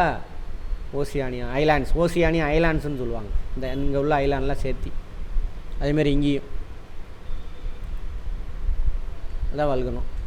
இந்த ஓப்பன் இருக்குல்லையே அதுக்கு பேர் என்னது, கிரேட்டர் அப்படிம்பாங்க. இந்த பைப் இருக்குல்ல அதுக்கு பேர் வெண்ட்டு. வல்கணம் வெடிக்கும் பொழுது வைக்கணும். அப்புறம் வல்கணம் வெடிக்கலை அப்படின்னாக்கா இந்த பள்ளமாக இருக்கும் இந்த இடத்துல. சரியா? இந்த பேர்க ரீல்ஸ் இதெல்லாம் பார்த்துருப்பீங்க டிஸ்கவரி சேனலில். இந்த மாதிரி மலையில் ஏறி போவான், தண்ணி இருக்கும், சுற்றிலும் மரம் இருக்கும், இந்த தண்ணி கொதிச்சிக்கிட்டு இருக்கும். பார்த்துருக்கீங்களா? அதில் ஏதாவது வேக வச்சு எல்லாம் தண்ணி எடுத்து குடிப்பான். என்னடானாக்கா கொஞ்சம் நாளைக்கு டெம்பரரியாக மூடி இருக்கும். இது வரைக்கும் என்ன இருக்குது, இந்த அஸ்தின் அந்த மேக்மா இருக்குல்ல மேலே வந்திருக்கும். அப்போ இந்த பாறை ஹீட் ஆகும். அப்போ அந்த பாறை வழியான ஹீட்டு ட்ரான்ஸ்ஃபர் ஆகி இது மேலே தண்ணி மழை பெஞ்சதில்ல அந்த தண்ணி இருக்கும். அந்த தண்ணி இதிலேருந்து ஹீட்டு ட்ரான்ஸ்ஃபர் ஆகி ஹீட் அங்கே இருக்கும். அதுதான் ஹாட் ஸ்ப்ரிங். கேள்விப்பட்டிருக்கீங்களா? இமயமலையெல்லாம் ஹாட் ஸ்ப்ரிங் இருக்கும். பிளேட் பவுண்ட்ரி, வேறு ஒன்றும் கிடையாது. கேட்டால் கடவுள் கொடுத்தாருன்னு தெரியாததுக்கு பேர் கடவுள். நல்ல விஷயம் இருந்தால் கடவுள், கெட்டதுன்னா என்னது, அவன் சிவபெருமான் அங்கே குளிச்சாருன்றான் நம்மால். வேறு ஒரு நாட்டுக்காரங்க அவனோட கடவுள் ஏதோ அங்கே குளிச்சிட்டு இருந்தார். ஆமாம், அந்த மாதிரி சொல்லியிருப்பாங்க. இல்லை மக்களுக்காக கடவுள் கொடுத்துருக்காரும்பாங்க. ஒன்றும் கிடையாது. ஹாட் ஸ்ப்ரிங் இருக்கிற இடம் என்ன, குளிர் பிரதேசத்தில் இவ்வளோ ஹீட்டான தண்ணியா எப்படிடா அப்படிமா, இப்படி தான். சரியா? அறியாத வாயில் மண், அதனால் ஏதோ சொல்லிக்கிறோம். ரைட், இப்படி தான் உருவாகுது. ஓகேவா? இதுக்கு பேர் கிரேட்டர். இந்த பைப் வழியாக வரதில்ல அதுக்கு பேர் வெண்ட்டு. உள்ளே இருந்தால் மேக்மா. அன்றைக்கே பார்த்துருப்போம். கரெக்டாக? வெளியில் வந்து கொட்டிடுச்சுன்னா வெளியில் வந்து கொட்டணும். இது வரைக்குமே மேக்மா தான், இது வரைக்குமே மேக்மா தான். அதானது லாவா. இன்னொன்று சொல்லாமல் உள்ளே இருக்கிற வரைக்கும் சாப்பாடு சாப்பிட ஜீரணமாகுது. திரும்ப வெளியில் கொட்டிட்டிங்கன்னா என்னது, வாந்தி. அதே சாப்பாடு தான், அது மாதிரி. சரியா? Right, okay. இதெல்லாம் அந்த இப்போ வேர்டு ஆரிஜினை பற்றி சொல்கிறாங்க, நானே எக்ஸ்பிளைன் பண்ணிட்டேன். Similarly lithosphere plate move, surface of the earth vibrates. அதே மாதிரி என்ன ஆகுது, எர்த்துக்வாக்கை பற்றி பார்த்தோமா, பிளேட் ரெண்டு இடத்துல டைவர்ஜ் ஆகுது, இன்னொரு இடத்துல என்ன ஆகுது, கன்வெர்ஜ் ஆகும் பொழுது என்ன ஆகும், பிளேட்டு இப்போ ஒரு செங்கலை உடைக்கிறோம், செங்கல் என்ன ஆகும், அதிர்வும்ல, அந்த அதிர்வு தான் அது earthquake. This vibration are called earthquake. Vibration கடலுக்கு அடியில் உள்ள பிளேட் மேலே நடந்தால் அதுக்கு பேர் என்னது, என்ன நடக்கும், அங்கே சுனாமி உருவாகும். அதை பற்றி எக்ஸ்பிளைன் பண்ணியிருக்கேன். நீங்கள் வேணால் அந்த வீடியோ உங்களுக்கு அனுப்பி விட்றேன் பாருங்கள் ஃபஸ்ட்லேருந்து. உங்கள் பேர் என்னம்மா? நிவாஸ். ரைட், அனுப்பி விட்றேன் ஃபஸ்ட்லேருந்து பாருங்கள். அடுத்தது the place in crust where the movement starts called focus. அதை எர்த்துவாக் நடக்குதுல்ல, இங்கே பாருங்கள். இதான் நம்ம சேலம்னு வச்சுக்கோங்க. லித்தோஸ்பியரில் ஏதோ ஒரு ஆழத்தில் என்ன நடக்கும், அந்த அதிர்வு ஏற்படும். இப்போ சேலத்துலேருந்து இப்போ நம்ம பில்டிங் கீழே ஒரு 5 கிலோமீட்டர் 6 கிலோமீட்டர் ஆழத்துலேருந்து அங்கே இருந்தால் என்ன ஆகும், அந்த வைப்ரேஷன் ரிலீஸ் ஆகும். சரியா? அந்த இடத்துக்கு பேர் தானே அது ஃபோக்கஸ். ஹைப்போ சென்டர்னு சொல்லுவாங்க, இன்னொரு பேர் ஃபோக்கஸ். அங்கே சொல்லுவாங்க நிலநடுக்கம், ஜப்பானின் டோக்கியோ தலைநகரை மையமாக கொண்டு உருவானது, இவ்வளோ ஆழத்துலேருந்து உருவானுச்சுன்னு சொல்கிறோம். அந்த ஆழம் எவ்வளோ ஆழம்னு சொல்கிறானோ அந்த பாயிண்ட் தான் இது ஃபோக்கஸ். அங்கேருந்து தான் எனர்ஜி ரிலீஸ் ஆகும். சரியா? அதுக்கு மேலே சேலம் இருக்கா, சேலம். அங்கே டோக்கியோ இருக்கா, டோக்கியோ. அதுக்கு பேர் என்னது? எபி சென்டர். எபி சென்டர். சரி, இப்போ சேலம் வந்துட்டு எபி சென்டர். சேலத்துக்கு கீழே எவ்வளோ ஆழத்தில் வந்துச்சு அதுக்கு பேர் தான் அது ஃபோக்கஸ். சரியா? அப்புறம் நான் வந்ததோட நிற்காது, அது என்ன பண்ணால் அலாலையாக பரவும், அப்படி எல்லா பக்கமும் பரவும். அதான் நிலநடுக்க சீஸ்மிக் வேவ் அப்படின்னு சொல்லுவாங்க. சைஸ்மிக் வேவ் தான் சரியான வார்த்தை, சீஸ்மிக் வேவ்மா. முடிச்சிடலாமா? இன்னும் எவ்வளோ இருக்குது? சொல்லிட்டேன், எல்லாமே சொல்லிட்டேன், பார்த்துக்கலாம். பிரேக் வேணுமா? சரி, ஒரு 5 minutes சீக்கிரம் வாங்க. இல்லை இதை மட்டும் முடிச்சிட்றேன் இருங்க. சரியா? இதை மட்டும் முடிச்சிட்றேன். The place on the surface above the focus is called epicenter. புரிஞ்சுதா? சேலம் நம்ம உட்காந்துருக்கோன்னா எபிசென்டர். இது கீழே எத்தனை கிலோமீட்டர் ஆழத்தில் வந்துருன்னு சொல்கிறாலும் அதானது ஃபோக்கஸ். அல்லது ஹைப்போ, ஹைப்போனா உள்ளன்னு அர்த்தம், ஹைப்போ சென்டர்னு ஒரு பேர். எப்பி மேலே. Right. Vibration travel outwards from the epicentre as waves. இங்கேருந்து என்ன இப்போ நம்ம சேலத்தில் வந்து அடிக்கும், அடித்ததான் நிற்காது, அப்படியே அந்த அலை அப்படியே என்ன சுற்றிலும் போகும், பரவும். இந்த பக்கம் சுற்றிலுமே பரவும். இப்படி வச்சுக்கோங்க. தண்ணி இருக்கா, தண்ணிக்கு நடுவில் ஒரு கல்லை தூக்கி போடுங்கன்னா அலை பரவுதா, அதே மாதிரியான பூமி மேலே நம்ம சேலத்துலேருந்து அப்படியே அலை போகும். அதுக்கு ஒவ்வொரு வேவ்ஸும் ஒவ்வொரு உள்ளேருந்து வரக்கூடிய வேவுக்கு பாடி வேவ்ஸ்ன்னு சொல்லுவான். எர்த்குவாக் வேவ்ஸும் 3 டைப்பை பிரிப்பான், பார்ப்போம். பாடி வேவ்ஸ் உள்ளுக்குள்ளேருந்து வரனால பாடி வேவ்ஸ். இப்போ என்ன சேலத்தில் 4 பக்கம் போகுமா? சர்ஃபேஸ் வேவ், லேண்ட்ஸ்கேப் வேவ்ஸ் அப்படிம்பாங்க. அதை பற்றிலாம் அப்புறம் பார்ப்போம், பின்னாடி வரும், நான் சொல்கிறேன். அந்த கதை தான் இது, அப்படியே பார்த்துக்கோங்க. இதரா அங்கே இருக்குது பாருங்கள், 3 types ஆஃப் வேவ்ஸ். சார் 2 தான் சார் சொன்னீங்க. உள்ளுக்குள்ளேருந்து பூமிக்குள்ளேருந்து வர இவங்க பி வேவ்ஸ் தான் ஃபஸ்ட்டு ரெக்கார்ட் ஆவார். சரியா? எஸ் வேவ் செகண்ட் ரெக்கார்ட் ஆவார். இன்றைக்கி காலையில் ஃபிசிக்ஸ் நடத்தும் பொழுது கூட பார்த்துருவோம். PLI SLI. நேற்று இன்றைக்கி இல்லை, வெள்ளிக்கிழமை பார்த்துருப்போம். இது ரெண்டும் உள்ளுக்குள்ளேருந்து வரும், பூமிக்குள்ளேருந்து வரும், இங்கேருந்து வரும், சேலத்தை வந்து அட்டாக் பண்ணும். இது ஃபஸ்ட்டு ரெக்கார்டான பிஎல்ஐ, ப்ரைமரி வேவ்ஸ்னால சுருக்கமாக பிஎல்ஐ. சரியா? அதோட அந்த வேவோட ஷேப் வந்து லாங்கிட்யூட்னு, அதை பற்றி நான் அப்புறம் சொல்கிறேன். ஃபிசிக்ஸில் பார்த்துருப்போம், பார்க்காதவங்களுக்கு பார்ப்போம். எஸ்எல்ஐ 2வதாக ரெக்கார்ட் ஆகும், ட்ரான்ஸ்வெர்ஸ் வேவ். ஒன்றும் இல்லை, சொல்லிடுறேனே. பாலை இங்கேருந்து மேலே இப்படி மேலே வருதுன்னு வச்சுக்கோங்க, சேலத்துக்கு வருது. அப்படியே இங்கே உள்ள பார்ட்டிக்கெல்லாம் நான் வைப்ரேட் ஆகும், அதான் நிலநடுக்கம். என்ன மாதிரி இப்போ வைப்ரேட் ஆகும்னா, எர்த்குவாக் வேவ் வருதில்ல, எனர்ஜி ஃப்ளோ ஆகுதில்ல, அதுக்கு பேரலாக மெட்டீரியலாக வைப்ரேட் ஆகும். சரியா? அப்போ என்ன இப்போ சேலத்துக்கு கீழே இருந்து வருதுன்னா இந்த பிஎல்ஐனால் அப்படி வைப்ரேட் ஆனால் ஸ்குவீசிங் அப்படின்னு சொல்லுவாங்க. கீழே உள்ள பாறையெல்லாம் பிதுங்கிட்டு மேலே வந்து விழுந்துடும், பிஎல்ஐனால் உருவாக்குறது. எஸ்எல்ஐ அப்படியே உள்ட்டா, எஸ் வேவ் 2வதாக ரெக்கார்ட் ஆகுது. அப்போ என்ன ஆகும்னா மெட்டீரியல்லாம் கீழே இருந்து வருதில்ல எனர்ஜி, அதுக்கு பர்பண்டிகுலராக 90 டிகிரியில் எப்படி அதிரும், செலிக்கிறோம்ல அப்படி அதிரும். பாறையில் உள்ள துகள்கள் எல்லாமே, பார்ட்டிகிள்ஸ்லாம். இதெல்லாம் கேள்வி கேட்பாங்க, பார்த்துக்கோங்க. சரியா? ஓகே, இது 2வது. அடுத்தது வந்தோடனே சேலத்தில் 2 மோதிருச்சு, எல்லாம் என்ன ஆகும், 4 பக்கமும் சுற்றிலும் பரவும். தண்ணிக்குள்ளே கல்லை தூக்கி போட்டோம் அப்படின்னா எப்படி அலை பரவுது, அந்த மாதிரி. சரியா? அதுதான் எல் வேவ். இதுதான் மோஸ்ட் டெஸ்ட்ரக்டிவ். நல்ல பக்கம் போதா, இந்த பக்கம் ஆத்தூர், அந்த பக்கம் தருமபுரி, நாமக்கல், எல்லா ஊருக்கு போகும், இப்படி அதிரும். அப்போ பில்டிங்கில் என்ன ஆயிரும், உடஞ்சி விழுந்துடும். பிஎல்ஐ எஸ்எல்ஐனால் டேமேஜ் இருக்காது, அவ்வளோவா. சேலம் மட்டும்தான். அது என்ன ஆகும், எல் வேவ், சர்ஃபேஸ் வேவ்னு சொல்லுவாங்க. எல்லா பில்டிங்கும் சாய்ச்சி விட்ருவோம், பில்டிங்கில் மாட்டி எல்லோரும் என்ன பண்ணுவோம், இறந்து போயிடுவோம். although earthquakes cannot be predicted, முன்னாடி ப்ரிடிக்ட் பண்ண முடியுமா, இல்லை. சரியா? the impact can certainly be minimized if we are prepared beforehand. பாதிப்பை குறைக்கலாம், முன்னாடியே ரெடி ஆகிக்கணும். பில்டிங்னா அதுக்கு தகுந்த மாதிரி தாங்குற மாதிரி கட்டணும். ஜப்பானில் இருக்கு இல்லையா, அந்த மாதிரி தான் அதான் சொல்கிறாங்க. some common earthquake prediction methods adopted locally by the people including studying animal behavior. Local people கண்டுபிடிச்சிடுவாங்க ஏதோ ஒரு பிரச்சனை வரப்போகுதுன்னு. முன்கூட்டியே என்ன பண்ணுவாங்க, அனிமல் பிஹேவியர் பார்த்துருப்போம். எர்த்குவாக் வேவ் என்ன மாதிரியான வேவை உருவாக்கும், சவுண்டு தான் அது, வைப்ரேஷன் ஆஃப் பார்ட்டிகல் தானே அது சவுண்டு. எர்த்துக்காக வேவ் என்னது, காலையில் அட்டன் பண்ணிங்களே. புற்றொலி இன்ஃப்ராசோனிக், மனிதனுக்கு கேட்க முடியாது, 20 ஹெர்ட்ஸு கீழே இருக்கும்.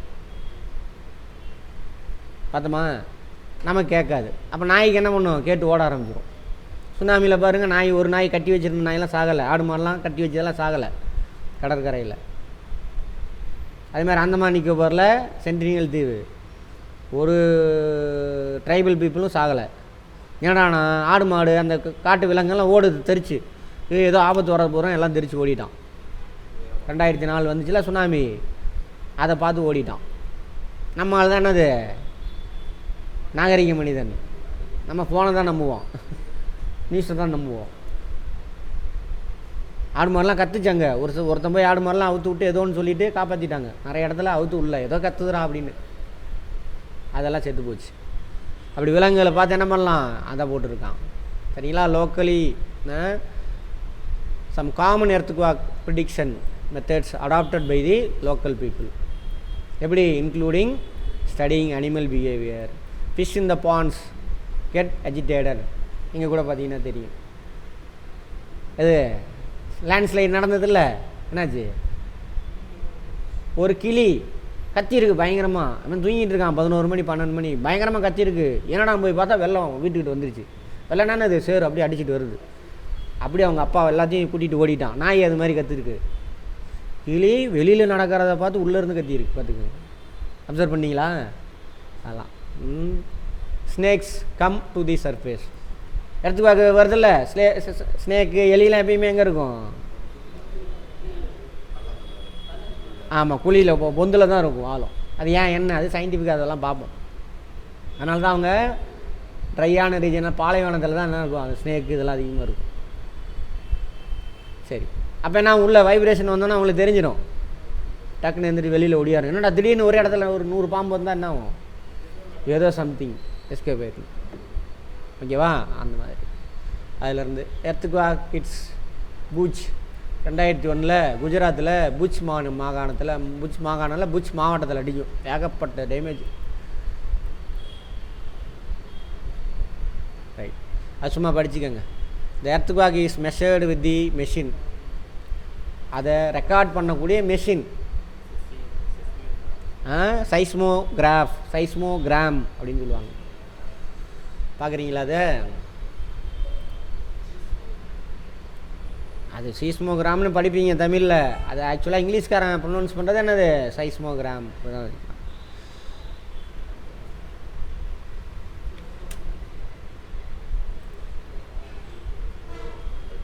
கவனிக்கிறீங்களா சவுண்டை?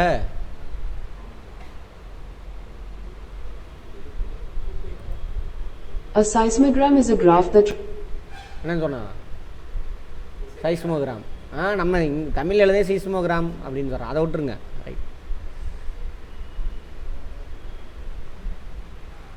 இது கிராஃபு. இந்த பேப்பருக்கு பேர் கிராஃபு. இது அழகி தான் இது, சரியா.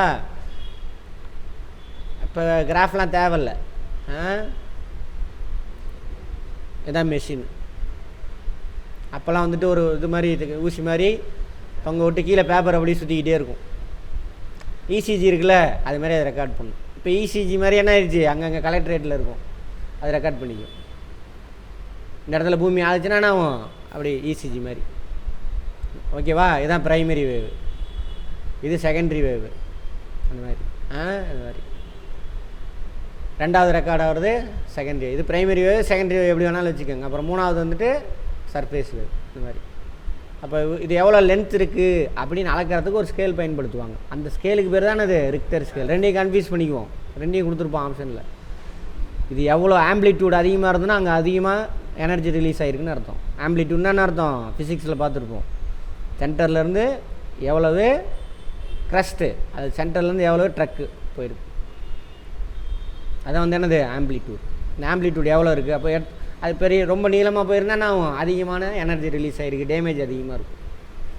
ரிக்டர் அளவுகோலில் 6ஆக பதிவானதுன்னு சொல்லுவானா, அதில் வந்து என்னது இந்த வேவோட இது அதை ரெக்கார்ட் பண்ணுறது.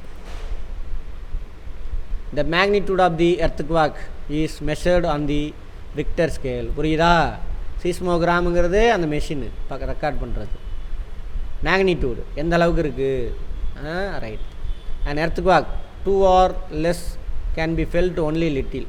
2 சென்டிமீட்டர் கீழே இருந்தால் கம்மியாக இருக்கும். அதே 5க்கு என்ன ஆகும், டேமேஜ் உருவாகும். 6க்கு மேலே போச்சுன்னா பயங்கரமான டேமேஜ் இருக்கும். சரியா, 7 அதுக்கு மேலே இருந்தால் பயங்கரம். மொத்தம் இது வரைக்கும் 9 வரைக்கும் ரெக்கார்ட் ஆகிருக்கு ஹையஸ்ட்டாக. எர்த்குவாக் வந்தால் என்ன சார் பண்ணணும், சேஃபான ஸ்பாட்டில் போய் உட்காரணும். கிச்சன் கவுண்டர் புரியுதா, பில்டிங்கில் மாட்டிக்கிட்டீங்க வந்துருச்சு, வெளியில் ஒன்றா மாட்டிடுவோம், மேலேருந்து விழுந்து காலியாயிரும். கிச்சன் கவுண்டர்னால் புரியுதா, கிச்சனுக்கு அந்த ஸ்லாப் போட்டு வச்சுருப்போம், அதுக்கு அடியில் போய் உட்காந்துக்கும், அதுவும் மூலையில் போய் உட்காந்துக்கணும். அதுவும் கையை எப்படி வச்சுக்கணும், இப்படி கையை வச்சுட்டு உட்காரணும்.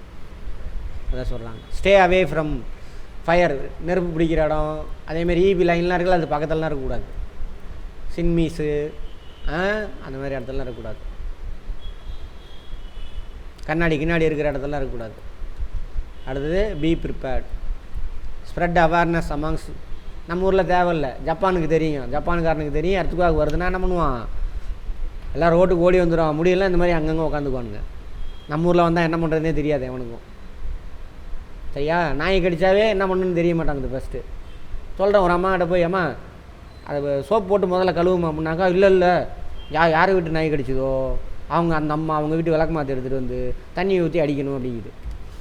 சோப் போட்டு கழுவக்கூடாதுங்குது. அட முட்டாள், அதோட நாயோட பல்லில் இருக்கக்கூடிய ஒரு வைரஸ் தானே அது உள்ளே போய் நமக்கு பிரச்சனையை கொண்டு வருது. வைரஸ் எப்படி போக முடியும், இன்ஃபெக்ஷனை எப்படி போக முடியும், சோப் போட்டு கழுவணும்.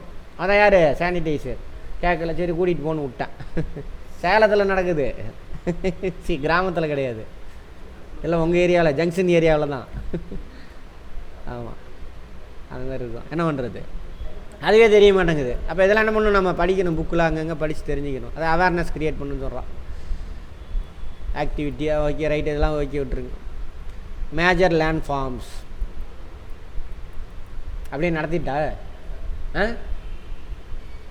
எல்லாம் ஒரு 5 minutes போயிட்டு வாங்க. ரைட். இந்த மாதிரி இவங்க உருவாக்கின லேண்ட் ஃபார்ம் இருக்குல்ல, அது என்னென்ன அப்படின்னு பார்ப்போம். வந்தீங்கன்னா ரிவர் உருவாக்கின லேண்ட் ஃபார்ம் இது. சரியா, அடுத்தது சி வேவ்ஸ் அவங்க உருவாக்கின லேண்ட் ஃபார்ம் இது. அதே டெபாசிஷனலு, எரோஷனல், டெபாசிஷனல், ஐஸ் கிளேசியர்ஸ் அவங்க உருவாக்கின லேண்ட் ஃபார்ம். அதை போய் பார்த்து இன்றைக்கி முடிச்சுட்டு தான் போகிறோம். அதேமாதிரி விண்டு இவன் சும்மா கொஞ்சம் கொடுத்துருக்கான், இன்னும் டீட்டெயிலாக இதில் இருக்கும், 11th புக்கில் இருக்குது, அங்கே பார்ப்போம். ரைட். யார் உருவாக்குறாங்க, மேஜர் லேண்ட் ஃபார்ம்ஸ். இந்த லேண்ட்ஸ்கேப்னால் அந்த இது இருக்குல்லையா, லேண்டு, அதுதான் landscape. Is being continuously worn away அப்படின்னா அரிக்கிறாங்க அப்படின்னு அர்த்தம். பை 2 processes, ஒன்று வெதரிங், இன்னொன்று எரோஷன். இதை பற்றி டீட்டெயில்டாக பார்ப்போம். வெதரிங் அப்படின்னாக்கா நல்லா பாறையாக இருக்கா, அது சின்னதாக உடையும், அதுக்கு பேர் தான் வெதரிங். எரோஷன்னா அரிச்சிட்டு போகிறது. வெதரிங், எரோஷன், டிரான்ஸ்போர்ட்டேஷன், டெபாசிஷன், இப்படி 4 ப்ராசஸ் நடக்கும். எண்டோஜெனிக் ப்ராசஸில் 4 வேலை நடக்கும். இந்த 4 வேலை என்னென்னு சொல்லுவாங்க, டெனூடேஷன் ப்ராசஸ் அப்படிம்பாங்க. எக்ஸோ தான் பார்த்துக்கிட்டேன், எண்டோன்னு சொல்லிட்டேனா, மாற்றி சொல்லிட்டேனா, சாரி, எக்ஸோஜெனிக் ஃபோர்ஸஸில். இப்போ நம்ம பார்க்குறது எக்ஸோஜெனிக் ஃபோர்ஸஸ். ரைட், தப்பாக சொல்லிட்டேன், மாற்றிக்கங்க. இந்த எக்ஸோஜெனிக் ஃபோர்ஸஸில் இந்த 4 ஃபோர்ஸஸ் சேர்ந்ததுன்னு சொல்லுவாங்க டெனூடேஷன் ப்ராசஸ். வெதரிங், பாறையெல்லாம் சின்ன தூக்கலாக உடையிறது. அதில் நிறைய டைப்ஸ் இருக்குது, இதில் பார்ப்போம். அப்புறம் எரோஷன், அரிக்கிறது. அப்புறம் டிரான்ஸ்போர்ட்டேஷன், எடுத்துகிட்டு போகிறது. அப்புறம் டெபாசிஷன், போடுறது. எரோட் ஆகிற இடத்துல ஒரு லேண்ட் ஃபார்ம். சரியா, டெபாசிட் பண்ணுறதுல ஒரு விதமான லேண்ட் ஃபார்ம். அதான் சொல்கிறாங்க. Weathering is the breaking up of rocks on the earth surface. Erosion is the wearing away, அரிக்கிறது. சின்ன உடையதில்லை, அதை அரிச்சு எடுக்கிறது. யார் எடுப்பாங்க, தண்ணி, அலை, காற்று, பனியாறு, கிளேசியர், இவங்கெல்லாம். Erosion is the wearing away of landscape by different agents like water, wind, extra. The eroded material is carried away or transported by water. அதே அவங்க தான் அரிப்பாங்க, அவங்க தான் எடுத்துகிட்டு போவாங்க. அண்ட் ஈவென்ச்சுவலி அதே போல் டெபாசிட் எடுத்துகிட்டு என்ன பண்ணுறாங்க, அங்கே போய் டெபாசிட் பண்ணுறாங்க. This process of erosion and deposition create different land forms on the surface of the earth. ஓகேவா, work of river the running water, ஆனால் ரன்னிங் வாட்டர்னே சொல்லியிருக்கான். இந்த river erodes landscape. Running water என்ன பண்ணுது, அரிக்குது. எங்கே சொன்னால் உயரமான இடத்துல, மலை மவுண்டெயின் இருக்குல்ல, அங்கே கடல் மட்டத்தில் ரொம்ப உயரமான இடத்துல அரிக்கும். சமவெளிக்கு வந்துடுச்சு, என்ன பண்ணும், டெபாசிட் பண்ணும். when the river tumbles at steep angle over very hard rocks, மேலேருந்து குதிக்குதா, வெரி ஹார்ட் ராக்லேருந்து குதிக்குது. அப்படி ஆக்சுவலாக இங்கே தான் ஓடிக்கிட்டு இருந்திருக்கோம். என்ன வேணால் இங்கெல்லாம் சாஃப்ட் ராக்காக இருந்திருக்கும். சாஃப்ட் ராக் எக்ஸாம்பிள்னு சொல்லலாம், இந்த சுண்ணாம்பு பாறைலாம் இருக்குல்ல, அதெல்லாம் அரிச்சிடும். அதே இதுக்கு போய் பாருங்கள், அந்த என்னது ரோடு போடுறாங்கள, இக்னியஸ் ராக்குன்னு சொல்லுவாங்க, ஹார்ட் ராக், அதை அரிக்க முடியாது. இங்கே மேலே ஹார்ட் ராக்காக இருக்கும். இப்போ ஒகேனக்கல் போய் பாருங்கள், பள்ளமாக இருக்கும், அரிக்காத இடம்லாம் எப்படி இருக்கும், கடினமான பாறையாக இருக்கும். அரிச்ச இடத்துல என்னாலும் அங்கேருந்து மேலே டைங்கின்னு டம்பிள்ஸ் குதிக்குது. அதை ஹார்ட் ராக் போட்டிருக்கான் பாருங்கள். Soft rock under cut by the power of, அரிச்சு சாஃப்ட் ராக் அரிச்சு கொண்டு வந்துடுச்சு. இப்படி தான் எது உருவாகும், வாட்டர் ஃபால்ஸ் இங்கிலீஷில், தமிழில் அருவி. தண்ணி என்ன ஆகுது, மேலேருந்து குதிக்குது, ஃபால் என்னென்ன அர்த்தம், விழுகுது. அதை அப்படியே டிரான்ஸ்லேட் நீர்வீழ்ச்சின்ட்டானுங்க. ஓகேவா, right. Down a steep valley forms a waterfall. இது யார் அரிச்சதுனால, அரித்தல் நிலத்தோட்டம். உலகத்திலே பெரிய வாட்டர் ஃபால்ஸ் நயாகரா ஃபால்ஸ். சரியா, right. There are thousands of small waterfalls in the world. நிறைய ஏகப்பட்டது இருக்குது. சேலத்தில் இருக்கா, எங்கே இருக்குது வாட்டர் ஃபால்ஸு, கிளியூர். அங்கே என்ன, அங்கே அந்த பக்கம்லாம் மோனா இருக்குது, இந்த பக்கம் மலை இருக்குது, எல்லாம் சுற்றியில் உள்ள எல்லா மலையிலையும் இருக்குது water falls. The highest water fall Angel Falls, highest உயரமானது ஏஞ்சல், பார்த்துருப்போம். எங்கே இருக்குது, சவுத் அமெரிக்கா, வெனிசுலாவில். வெரி குட், டிஎன்பிசி அட்டன் பண்ணதுனால கரெக்டாக சொல்கிறீங்க. நம்ம ஸ்டேட் போர்டு புக்கு படித்தோம். The other water falls Niagara Falls located on the border between Canada and USA. Canada and யூஎஸ்ஏனுடைய பார்டரில் இருக்கும். இந்த பாருங்க, இந்த இடத்துல வரும். ரொம்ப தள்ளி போட்டால் கொஞ்சம் இந்த இடத்துல வரும், இந்த இடத்துல வரும். ஓகேவா, ரைட். பார்டர், சாரி, லேண்டு மேலே, நான் இதையும் லேண்டு சேர்த்து வச்சுட்டேன். கரெக்டாக போச்சு. இந்த இடத்துல மேப்லேயே தெரியுதுன்னா பார்த்துக்கோங்க. ஓகேவா, right. North okay, in North America. And Victoria எங்கே, ஆஃப்ரிக்காவில். Victoria Falls Africa. Zambia, Zimbabwe, 2 நாட்டுக்கு நடுவில் எல்லையாக இருக்கும். பார்த்துருப்போம் நம்ம இதுலேயே ஸ்டேட் போர்டு புக்லேயே. ரைட், ஓவர், இதெல்லாம் முக்கியமானது. As the river enters plain it twists and turns forming large bends. Twist turn எங்கே, சமவெளியில் இந்த மாதிரி வளைஞ்சு போகும். அதுக்கு பேர் மியாண்டர், குருட்டாருன்னு சொல்லுவாங்க தமிழில்.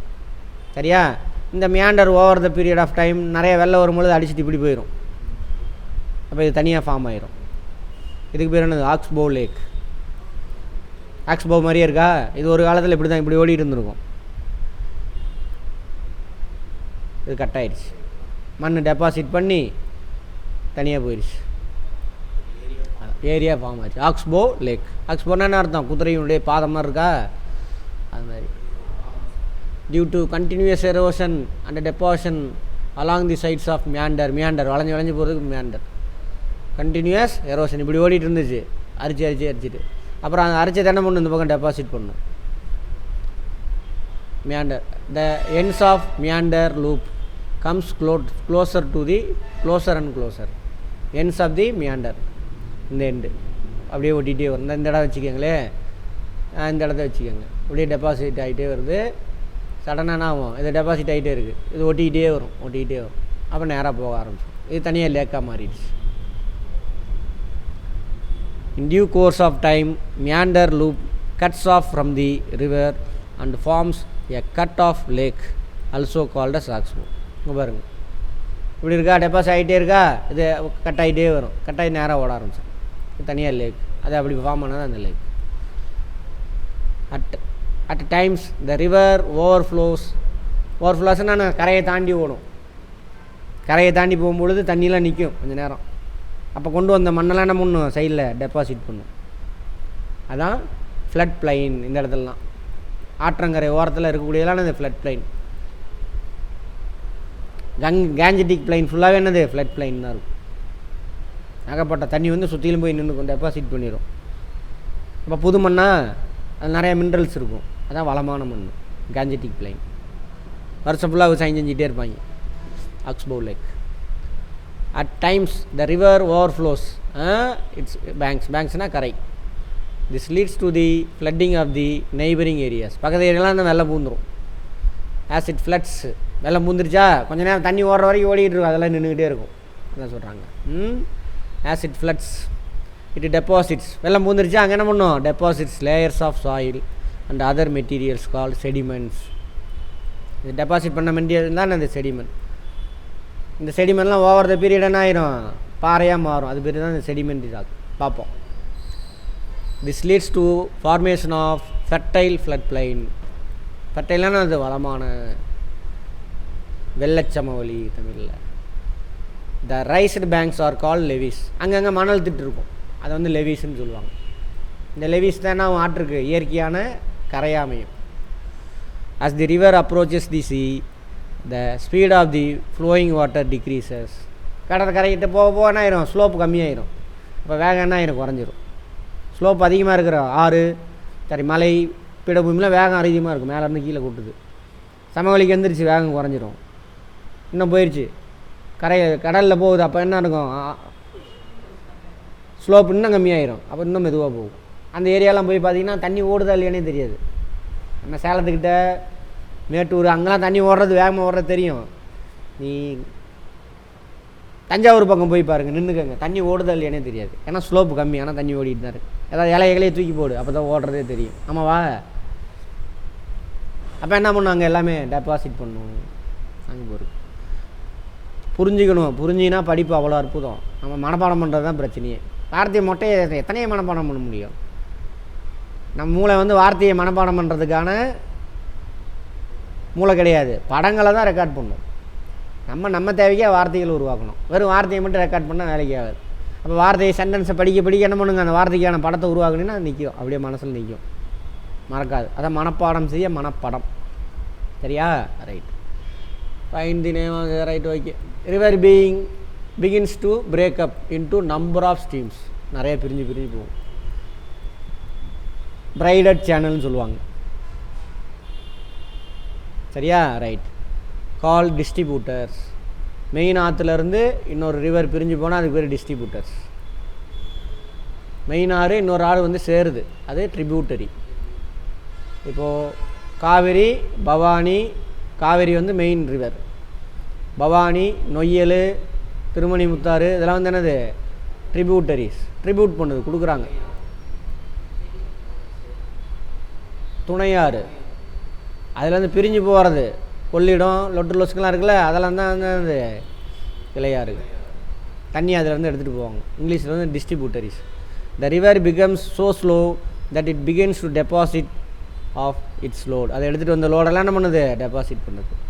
Each distributary forms its own mouth. இப்போ என்னது மவுத்துனா? கடலில் சேர்ற இடம். அதுக்கு நடுவில் அது கொண்டு வந்த மண்ணெல்லாம் என்ன பண்ணணும்? டெபாசிட் பண்ணும். கால் என்னது? டெல்டா இருக்கா? இது கரை.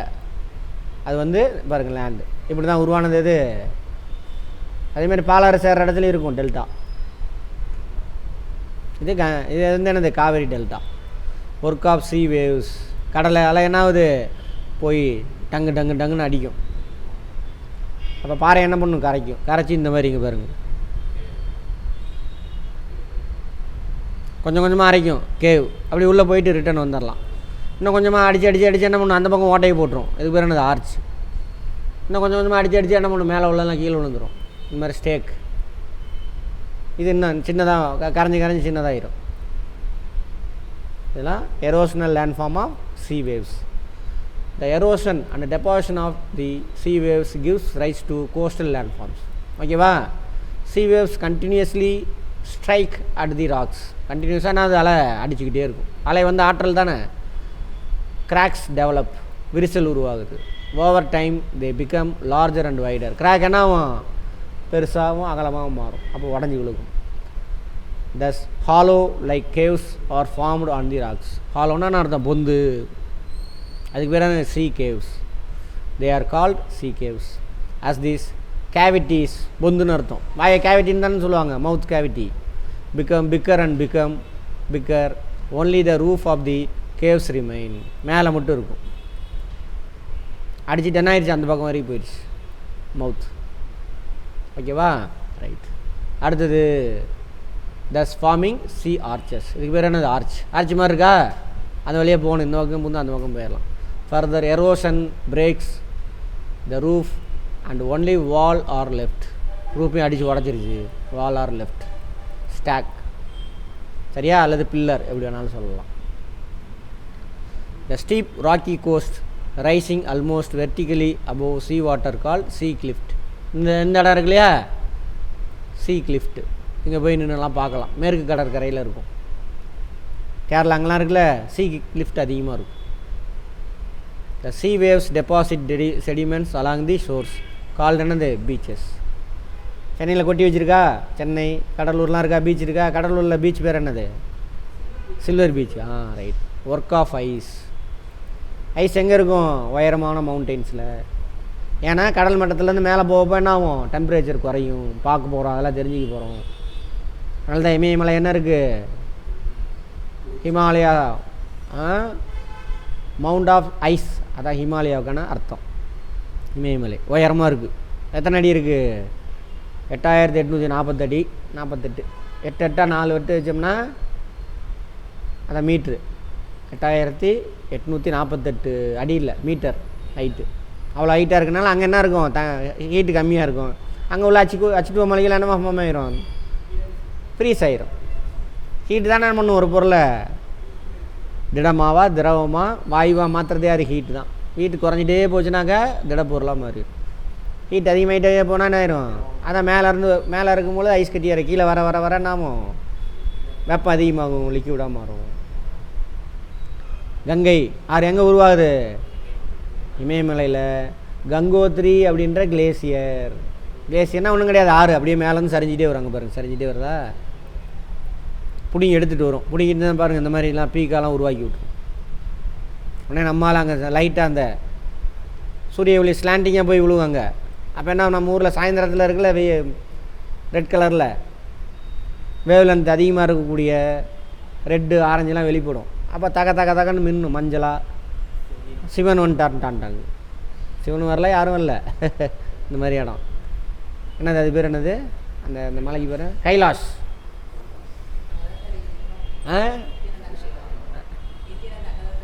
அங்கே தான் இருக்காரா, தெரில எங்கே இருக்கிறாரோ. எப்படியோ ஒரு அந்த சங்கிமை குரூப் என்ன பண்ணியிருக்கான், அவனை அங்கே பதுக்கி வச்சுருக்கானுங்க, அது மட்டும் தெரியும். Right, right. Glaciers are river of ice. Ice என்ன பண்ணும், மேலே ஒட்டிக்கிட்டு இருக்கா. இப்போ எப்படி லேண்ட்ஸ்லைடு வேகமாக நடந்தாலும் அது மாதிரி மெதுவாக ஊறி வந்துக்கிட்டே இருக்கும். அப்போ வரும்பொழுது என்ன ஒன்று பாறைக்கீரெல்லாம் புட்டு எடுத்துக்கிட்டு வந்துக்கிட்டே இருக்கும். கிராவிட்டி தான், டியூ டு கிராவிட்டி. அங்கே உயரமான இடத்துல ஏரோஷனல் லேண்ட்ஃபார்ம். அப்படியே கீழே வர வர டெம்பரேச்சர் அதிகமாகும். பிடிங்கிட்டு வந்தாலும் என்ன பண்ணும், மலை அடிவாரத்தில் போட்டுட்டு தண்ணியாக மாதிரி ஓட ஆரம்பிச்சிடும். அது டெபாசிட் லேண்ட்ஃபார்ம். இந்த டெபாசிட் என்னென்னு சொல்லுவாங்கன்னா மொரைன் அப்படின்னு சொல்லுவாங்க. பாறை இப்போது எப்படின்னாக்கா ஆறு இருக்குல்ல, அதோட டெபாசிட் லேண்ட்ஃபார்ம் பார்த்தீங்கன்னாக்கா மணலாக இருக்கும். ஆறு கொண்டு வரது டெபாசிட்னு மணல். அது மாதிரி கிளேசியர்னுடைய டெபாசிட் பேர் என்னது, மொரைன்ஸ். இங்கே பாருங்க இருக்கா, மொரைன்ஸ். இது மணல், பெரிய பாறை சின்ன சின்ன துகளாக மாற்றி வச்சுருக்கோம்.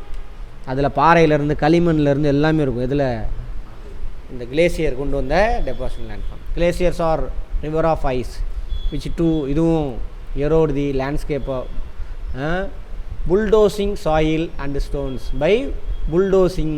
புல்டோசர் என்ன பண்ணுது, அப்படியே அள்ளிட்டு போகுதுல எல்லாத்தையும் அதே மாதிரி தோண்டி எடுத்துகிட்டு போகும்.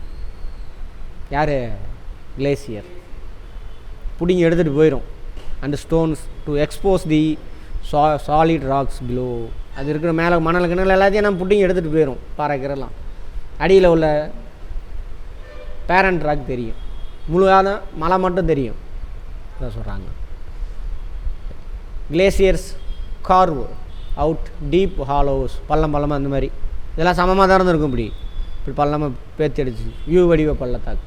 ரிவர்லாம் பார்த்தீங்கன்னா வி ஷேப்டு வேலின்னு சொல்லுவாங்க. இது இந்த மாதிரி யூ ஷேப்பில் அடிச்சுட்டு போகும். As the ice melts they get filled up with water and becomes beautiful lakes. இந்த இடத்துல நம்ம அரிச்சு எடுத்துகிட்டு வந்துருச்சு, அந்த இடத்துல பள்ளமாயிருச்சு. அந்த மாதிரி இடத்துல என்ன ஆயிடும், தண்ணி நிற்கும், பார்க்குறதுக்கு அழகாக சூப்பராக. மானசரோவர் லேக்கெலாம் என்னது, கிளேசியர் உருவாக்குன லேண்ட்ஃபார்ம். ஓகேவா. அடுத்தது the materials carried by the glacier such as rocks big and small. Rock பெருசு சின்னது எல்லாமே இருக்கும். சாண்டு, மணல், சில்ட்டு, களிமண், இதெல்லாம் gets deposited. These deposits form glacier moraines. கிளேசியர்னா என்னது, ஐஸு, ஆறு. Work of wind. தண்ணி இல்லாத இடத்துல இவர் வேலையை செய்வார். விண்டு மெட்டீரியல் தானே, தள்ளி இருக்குது. ஓகேவா. தண்ணி H2O மாலிகுல் இல்லாத இடத்துல இவர் வேலை செய்வார். அதே மாதிரி an active agent of erosion and deposition of the deserts is wind. Agent யார், இவர் தான். டெசர்ட்டில் மழை தண்ணி இருக்காது, அங்கே செய்கிறவர். in deserts you can see rocks in the shape of mushroom, commonly known as mushroom rock. Surya ஒரு படத்தில், சூர்யாவும் நயன்தாராவும் எஞ்சே நெஞ்சே நீ எங்கேன்னு பாடுவாங்கள்ல பாலைவனத்தில். தமனாவா இப்படி இருக்கும் பாரு, அது மேலே நின்று ஆடிட்டு இருப்பாங்க ரெண்டு பேரும். தமனாவது நெஞ்சே நெஞ்சே நீ எங்கே, அயன் படமா, ரைட். பாருங்கள், இனிமேல் படத்தெல்லாம் பார்த்தீங்கன்னா தெரியும் இந்த இதெல்லாம் இந்த இதுரா அப்படின்ட்டு. அதேமாதிரி படத்தில் இவன் ஒரு பாறையில் நின்று ஆடிட்டு இருப்பான். அவன் யாராம படத்தில் உதயநிதி ஸ்டாலின் ஒரு படத்தில் அது மாதிரி ஆடுவாங்க. அது வந்துட்டு கடற்கரையில் இருக்கும்னு நினைக்கிறேன். உதயநிதி ஸ்டாலின் பாலைவனம் தானே, ரைட். அது எந்திரன் படத்தில் இவர் என்ன பாட்டுது, எந்திரன் படத்தில் இளிமஞ்சாராவில் வரும். காதல் அணுக்கள் அந்த பாட்டில் வரும். அது வேறு, அது பாலைவனம் தான். அது வந்துட்டு அதுக்கு பேர் ஓயாசிஸ். அதுக்கு பேர் ஓயாசிஸ், பாலைவன சோலைன்னு சொல்லுவாங்க. எப்படி அதெல்லாம் தெரிஞ்சுக்க போகிறோம், பின்னாடி வருது பார்ப்போம், ரைட். அடுத்தது winds erode lower section of the rock. ஏன் சார் எப்படின்னாக்கா விண்டோட சேர்ந்து கல்லெல்லாம் போய் அடிக்குதுங்கள, அடிக்கும்போது இங்கே எரோஷன் அதிகமாக நடக்கும். இது மஷ்ரூம் ராக். இன்னும் நிறையா இருக்குது, பெரிய பெரிய பாறையெல்லாம் இருக்குது. உலகத்திலே பெரிய பாறை ஆஸ்திரேலியாவில் இருக்கும் அப்படின்னு பார்த்துருப்போம். சரியா, பெரிய பாறை பாலைவனத்தில். ஆஸ்திரேலியா பாதி பாலைவனம் தான் முக்கால்வாசி. ஆமாம், ரைட். மோர் தேன் அப்பர் பார்ட். இங்கேயோட என்ன கீழே அதிகமாக அரிச்சிடும். ஏன்னா அந்த காற்று படும்பொழுது நம்ம ரோட்டில் நடங்க, காற்று பயங்கரமாக அடிக்குதுன்னு வச்சுக்கோங்க. இந்த வெப்பச்சலன மலையில் அப்போ மே மாதத்தில் காலை கீழே அடியில் மட்டும் சுளிர்னு வலிக்கும். ஏன்னா மண்ணு கிண்ணுலாம் வந்து அடிக்கும். அப்படி கல்லெல்லாம் தூக்கிட்டு போய் காற்று அடித்து இங்கே அதிகமாக அரிக்கும், இங்கே கம்மியாக இருக்கும். அதனால் இது மட்டும் கொஞ்சம் அரிப்பு கம்மியாக இருக்குது மேலே. தேர்ஃபோர் சச் ராக்ஸ் ஹேவ் நேரோ பேஸ், குறுகலான அடி, wider top. when the wind blows it lifts and transports sand from one place to another place. அப்புறம் என்ன ஆகுது, விண்டு அடிக்குதா, அடிச்சிருச்சு, துகள்லாம் கீழே கொட்டிடுச்சு, காற்று அடிக்குது, அது எல்லாத்தையும் அள்ளிட்டு போய் வேறு இடத்துல கொட்டிடும். நம்ம நினைக்கிற பாலைவனம்னா மணலாக தான் இருக்கும்னு கிடையாது, பாறையாக எரோடு பண்ணுற இடத்துல பாறை மட்டும் நிற்கும். இது அள்ளிட்டு போய் டெபாசிட் பண்ணுற இடத்துல என்ன இருக்கும், மணல் மேடாக இருக்கும். ராஜஸ்தானே நீங்கள் போனீங்கன்னா அப்படி தான் இருக்கும். ஈஸ்டர்ன் பார்ட் வந்து ஆரவல்லி மவுண்டைன் கீழே வெறும் பாறை கரையாக தான் இருக்கும். அப்படியே லெஃப்ட்டில் போனீங்க அப்படின்னா தான் வெஸ்டர்ன் பார்ட் ஆஃப் ராஜஸ்தான், அங்கே தான் இருக்கும் சாண்ட் டியூன்ஸ் இருக்கும். அது இந்த வருஷம் போயிட்டு 2 வருஷம் கழிச்சு போய் பாருங்கள், அந்த இடத்துல அந்த சாண்ட் டியூன் இருக்காது, அது வேறு ஷேப்பில் மாறிடும். காற்று என்ன பண்ணிடும், அப்படியே அள்ளிட்டு போய் வேறு பக்கம் போட்டுரும், வேறு ஷேப்பில் மாறிடும். அப்போ மணல் திட்டெல்லாம் வந்துட்டு டெபாசிஷனல் லேண்ட்ஃபார்ம் ஆஃப் விண்டு.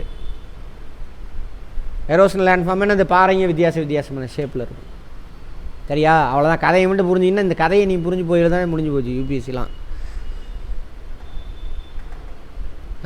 நீ படிக்கிறத வச்சுலாம் எழுத முடியாது, ஒன்றுமே எழுத முடியாது. உனக்கு கதை கொஸ்டினே புரியாது. கதையை புரிஞ்சுக்கிட்டீங்கன்னா இதாயா அப்படின்னு சொந்தமாக எழுதுனீங்கன்னா, யார் சொந்தமாக எழுதுறான் அவனுக்கு தான் மார்க் அதிகம். இவனுங்கெல்லாம் புத்தகத்தை மனப்பாடம் பண்ணி இப்படியே போய் எழுதிட்டு இருக்கானுங்க. அதேமாதிரி பாஸ் ஆனவருக்கால யூபிஎஸ்சியில் அவனோட மெயின்ஸ் பேப்பர் மட்டும் எடுத்து பாருங்கள், வாங்கி பாருங்கள், ஏதாவது புரியுதான்னு. நெட்டில் போடுவானுங்க, எடுத்து பாருங்கள். உன் பேப்பர் தனியாக துண்டாக தெரியும். தென் இட் ஸ்டாப்ஸ் ப்ளோயிங், காற்று வீசுறது நின்றுச்சுன்னா அவன் சாண்ட் ஃபால்ஸ், கீழே விழுந்துடும். எப்படி தண்ணி ஸ்லோவாகிடுச்சு, அது கொண்டு வந்து மண்ணெல்லாம் கீழே போட்டுரும். அதுமாதிரி என்ன பண்ண, விண்டு நின்றுச்சு. விண்டான தான் மோஷன் ஆஃப் கேஸ், தரை மேலே இருக்கக்கூடிய கேஸ் என்ன ஆகும், அங்கே இருக்க வளிமண்டலம், அட்மாஸ்பியர். இங்கேருந்து அங்கே போகும்பொழுது தானே அதுக்கிட்ட கைனெட்டிக் எனர்ஜி இருக்கும். ஃபிசிக்ஸ் புரிஞ்சாதான் அது புரியும். எந்திர ஆற்றல் இருக்கா? ஆற்றல் என்ன பண்ணும்? ஒரு வேலையை செய்யுமா? வேலை என்ன அர்த்தம்? ஒரு பொருளை ஒரு இடத்துலேருந்து இன்னொரு இடத்துக்கு நகர்த்தும். அப்படியே இந்த டஸ்ட் பார்ட்டிகள் எவ்வளோ வேகமாக வீசுதோ அந்த வண்டி போய் தள்ளும். ஃபிசிக்ஸ் கெமிஸ்ட்ரிலாம் புரிஞ்சுருந்தால் சூப்பரு. அவ்வளோதான், பட்டாசு கிளப்பலாம். உன்னை யாரும் அடிச்சிக்க முடியாது. அதான் சொல்கிறேன். பேசிக் எல்லாமே பேசிக் தான், 6th-லேருந்து 10th வரைக்கும். ஓகேவா? ரைட். கெட்ஸ் டெபாசிட்டர் இன் ஹாலோ. என்னாவது அங்கே அந்த மாதிரி நின்ன இடத்துல ஓடுறது நின்றுச்சா, கைனெட்டிக் எனர்ஜி குறைஞ்சி போச்சு. அங்கேயே கொட்டும். எங்கெங்கெல்லாம் பள்ளம் இருக்கோ அங்கெல்லாம் போட்டுரும். அது மேடாக மாறும். ஹாலோஸ். லோ ஹில், மலைக்கு அடிவாரத்தில் கீழே. சரியா? லைக் ஸ்ட்ரக்சர்ஸ், மணல் மேடு மாதிரி அப்படி இப்படி மாதிரிலாம். This are called sand dunes. மணல் திட்டு இருக்கு இல்லையா, சாண்ட் டியூன்ஸ். பாருங்க, அப்போ இவ்வளோ பெரிய மணல் திட்டு மலை மாதிரி இருக்குது. ஃபுல்லாக மணல் தான். இங்கே பாருங்கள், அதோட கம்பேர் பண்ணுறதுக்கு தான் அதை போட்டிருக்கானே உங்களுக்கு.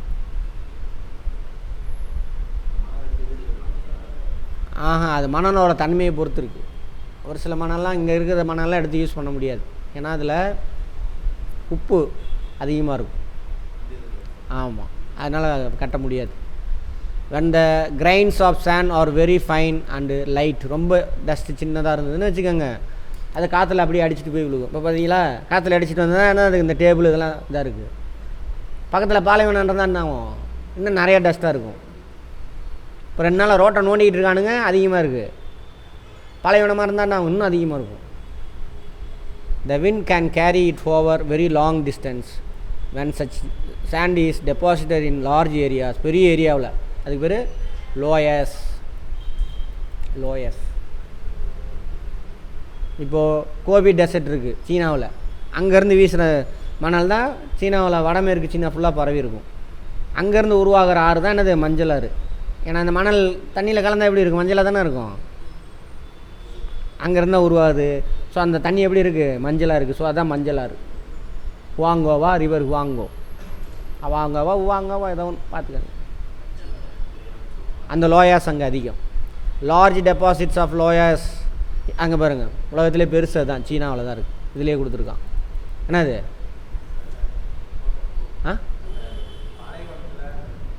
காமிங்க எந்த ஃபோட்டோ? ஓகேவா, முடிஞ்சு. இப்போ என்ன பார்த்துருக்கோம், பூமி மேற்பரப்பு மாறிக்கிட்டே இருக்குது. உள்ளியக்க சக்திகள் வெளியேக்கும். Endogenic forces, exogenic force. Endogenic forces யார், எர்த்துக்குவாக்கு இவங்கெல்லாம் எதனால் உருவாங்க, அஸ்னோஸ்பியரில் convection current. Endogenic forces. Exogenic forces யார், இவங்கெல்லாம் யார், river, wind, glacier, wave, underground water, இவங்கெல்லாம் பார்க்கலாமா. அரிக்கிற இடத்துல எரோஷனல் லேண்ட்ஃபார்ம், டெபாசிட் பண்ணுற இடத்துல டெபாசிஷனல் லேண்ட்ஃபார்ம். அதேமாதிரி அங்கே டெஸ்ட்ரக்டிவ் லேண்ட்ஃபார்மு, கன்ஸ்ட்ரக்டிவ் லேண்ட்ஃபார்ம். எங்கே, எண்டோஜெனிக் ஃபோர்ஸஸில். பாறை உடஞ்சி உள்ளே போகுது அஸ்டினோஸ்பியரில், அது டெஸ்ட்ரக்டிவ். கன்ஸ்ட்ரக்டிவ், மழை உருவாகுதா, கன்ஸ்ட்ரக்டிவ். அதெல்லாம் பின்னாடி பார்ப்போம். Which is not an erosional feature of sea wave, beach. இது என்னது, டெபாசிஷனல் நேச்சர். சி கேவு தான் எரோஷனல், கிளிஃப்ட் எரோஷனல், பாறையை உடச்சி எடுக்கிறது. The depositional feature of the glacier is moraine. Beach அங்கே வரவே வராது. இது வேவோட தொடர்புடையது. ஃப்ளட் பிளைனு வரவே வராது. இது ரிவரோட தொடர்புடையது. இப்போ எத்தனை கேள்வி பார்த்துருக்கோம், 1 2 3 4. இந்த ஒரு கொஸ்டினில் மட்டும் 4 கொஸ்டின் பார்த்தாச்சு. Which is caused by sudden movement of the earth. எம்ஏஎம்எல் அப்படியே சடனாக அப்படியே ஃபோல்டாகி மேலே வந்துருச்சா. வல்கனா தான் சடனாக நடக்கும். ஃப்ளட் பிளைனும் மெதுவாக தான் நடக்கும். ஃப்ளட் ஃபோல்டிங்கும் மெதுவாக தான் நடக்கும். மஷ்ரூம் ராக்ஸ் ஆர், இப்போ பார்த்தீங்கன்னா இங்கே பாருங்கள், கங்கை சமவெளி இருக்கு இல்லையா, அது பயங்கர பள்ளமாக இருந்தது. இந்த ஆறு ஓடி டெபாசிட் ஆகி இப்போ சமவெளி ஆயிடுச்சு, மடிஞ்சு உள்ளே போயிடுச்சு. அது கடல் பகுதி இல்லை, கங்கை சமவெளி. இந்த ஆறு ஓடி டெபாசிட் பண்ணது. அதனால தான் அங்கேயும் போனீங்கன்னாக்கா இமயமலையை தவிர நடுவில் எங்கேயும் ஒரு குன்றுலாம் பார்க்கவே முடியாது. இருக்கா, போயிருக்கீங்களா?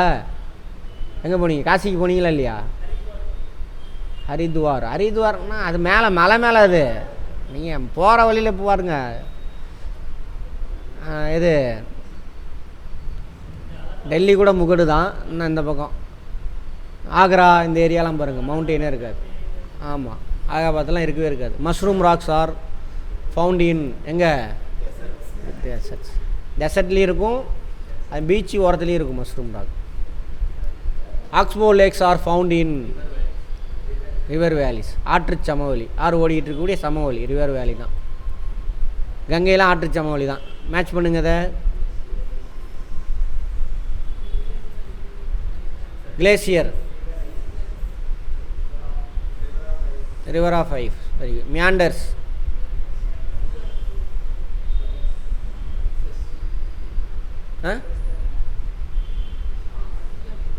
மியாண்டர்ஸா சீஷோர்லேயே இருக்கும்? இல்லை, ரிவர்ஸ் தான் உருவாக்கணும். பீச்சு அதான் seashore. Sand dunes deserts, very good. Water falls hard bed rock, அதனால தான் வாட்டர் ஃபால்ஸ் உருவாகலாம். அடிச்சுட்டு கீழே போயிடும். பெட் ராக்னா அடியில், பெட் ராக்னா பெட்டு மேலே தண்ணி ஓடுது, அதான் பெட் ராக். புரியுதா? அதான் தாய்மொழி. புரிஞ்சுக்கிட்டிங்கன்னா ஈஸி. பெட்டு அதை வச்சு நம்ம பெட்டு நாம வச்சுக்கிட்டோம். இங்கிலீஷில் தான் சொல்கிறேன், அது புரிஞ்சதுனால. அடுத்தது அப்புறம் எர்த்துக்வாக், அப்படி தாங்க. அதை கஷ்டப்பட்டீங்க. இப்படி தான் இருக்குது 7ஆவதில் ஜாகிரஃபியில். இன்னும் கொஞ்சம் அப்படியே ஏன் என்ன நடந்துச்சுன்னு 11th இருக்கும்போது அதை அப்டேட் பண்ண போகிறோம். பட்டாசு கிளப்ப போகிறோம். இப்படி தாங்க, இதாங்க படிப்பு, இப்படி தாங்க படிக்கணும். அதை எந்த கருமத்தை படித்தாலும். அதை விட்டு இந்தியன் எக்கானமி, அவர் economy, glacier means river of ice, வார்த்தையை மனப்பாடம் பண்ணக்கூடாது. அதுக்கு என்ன அர்த்தம் அப்படின்னு தேடணும், படமாக மாற்றிடணும். ஜென்மத்திலையும் மறக்காது. ஓகேவா? நாளைக்கு பார்க்கலாம்.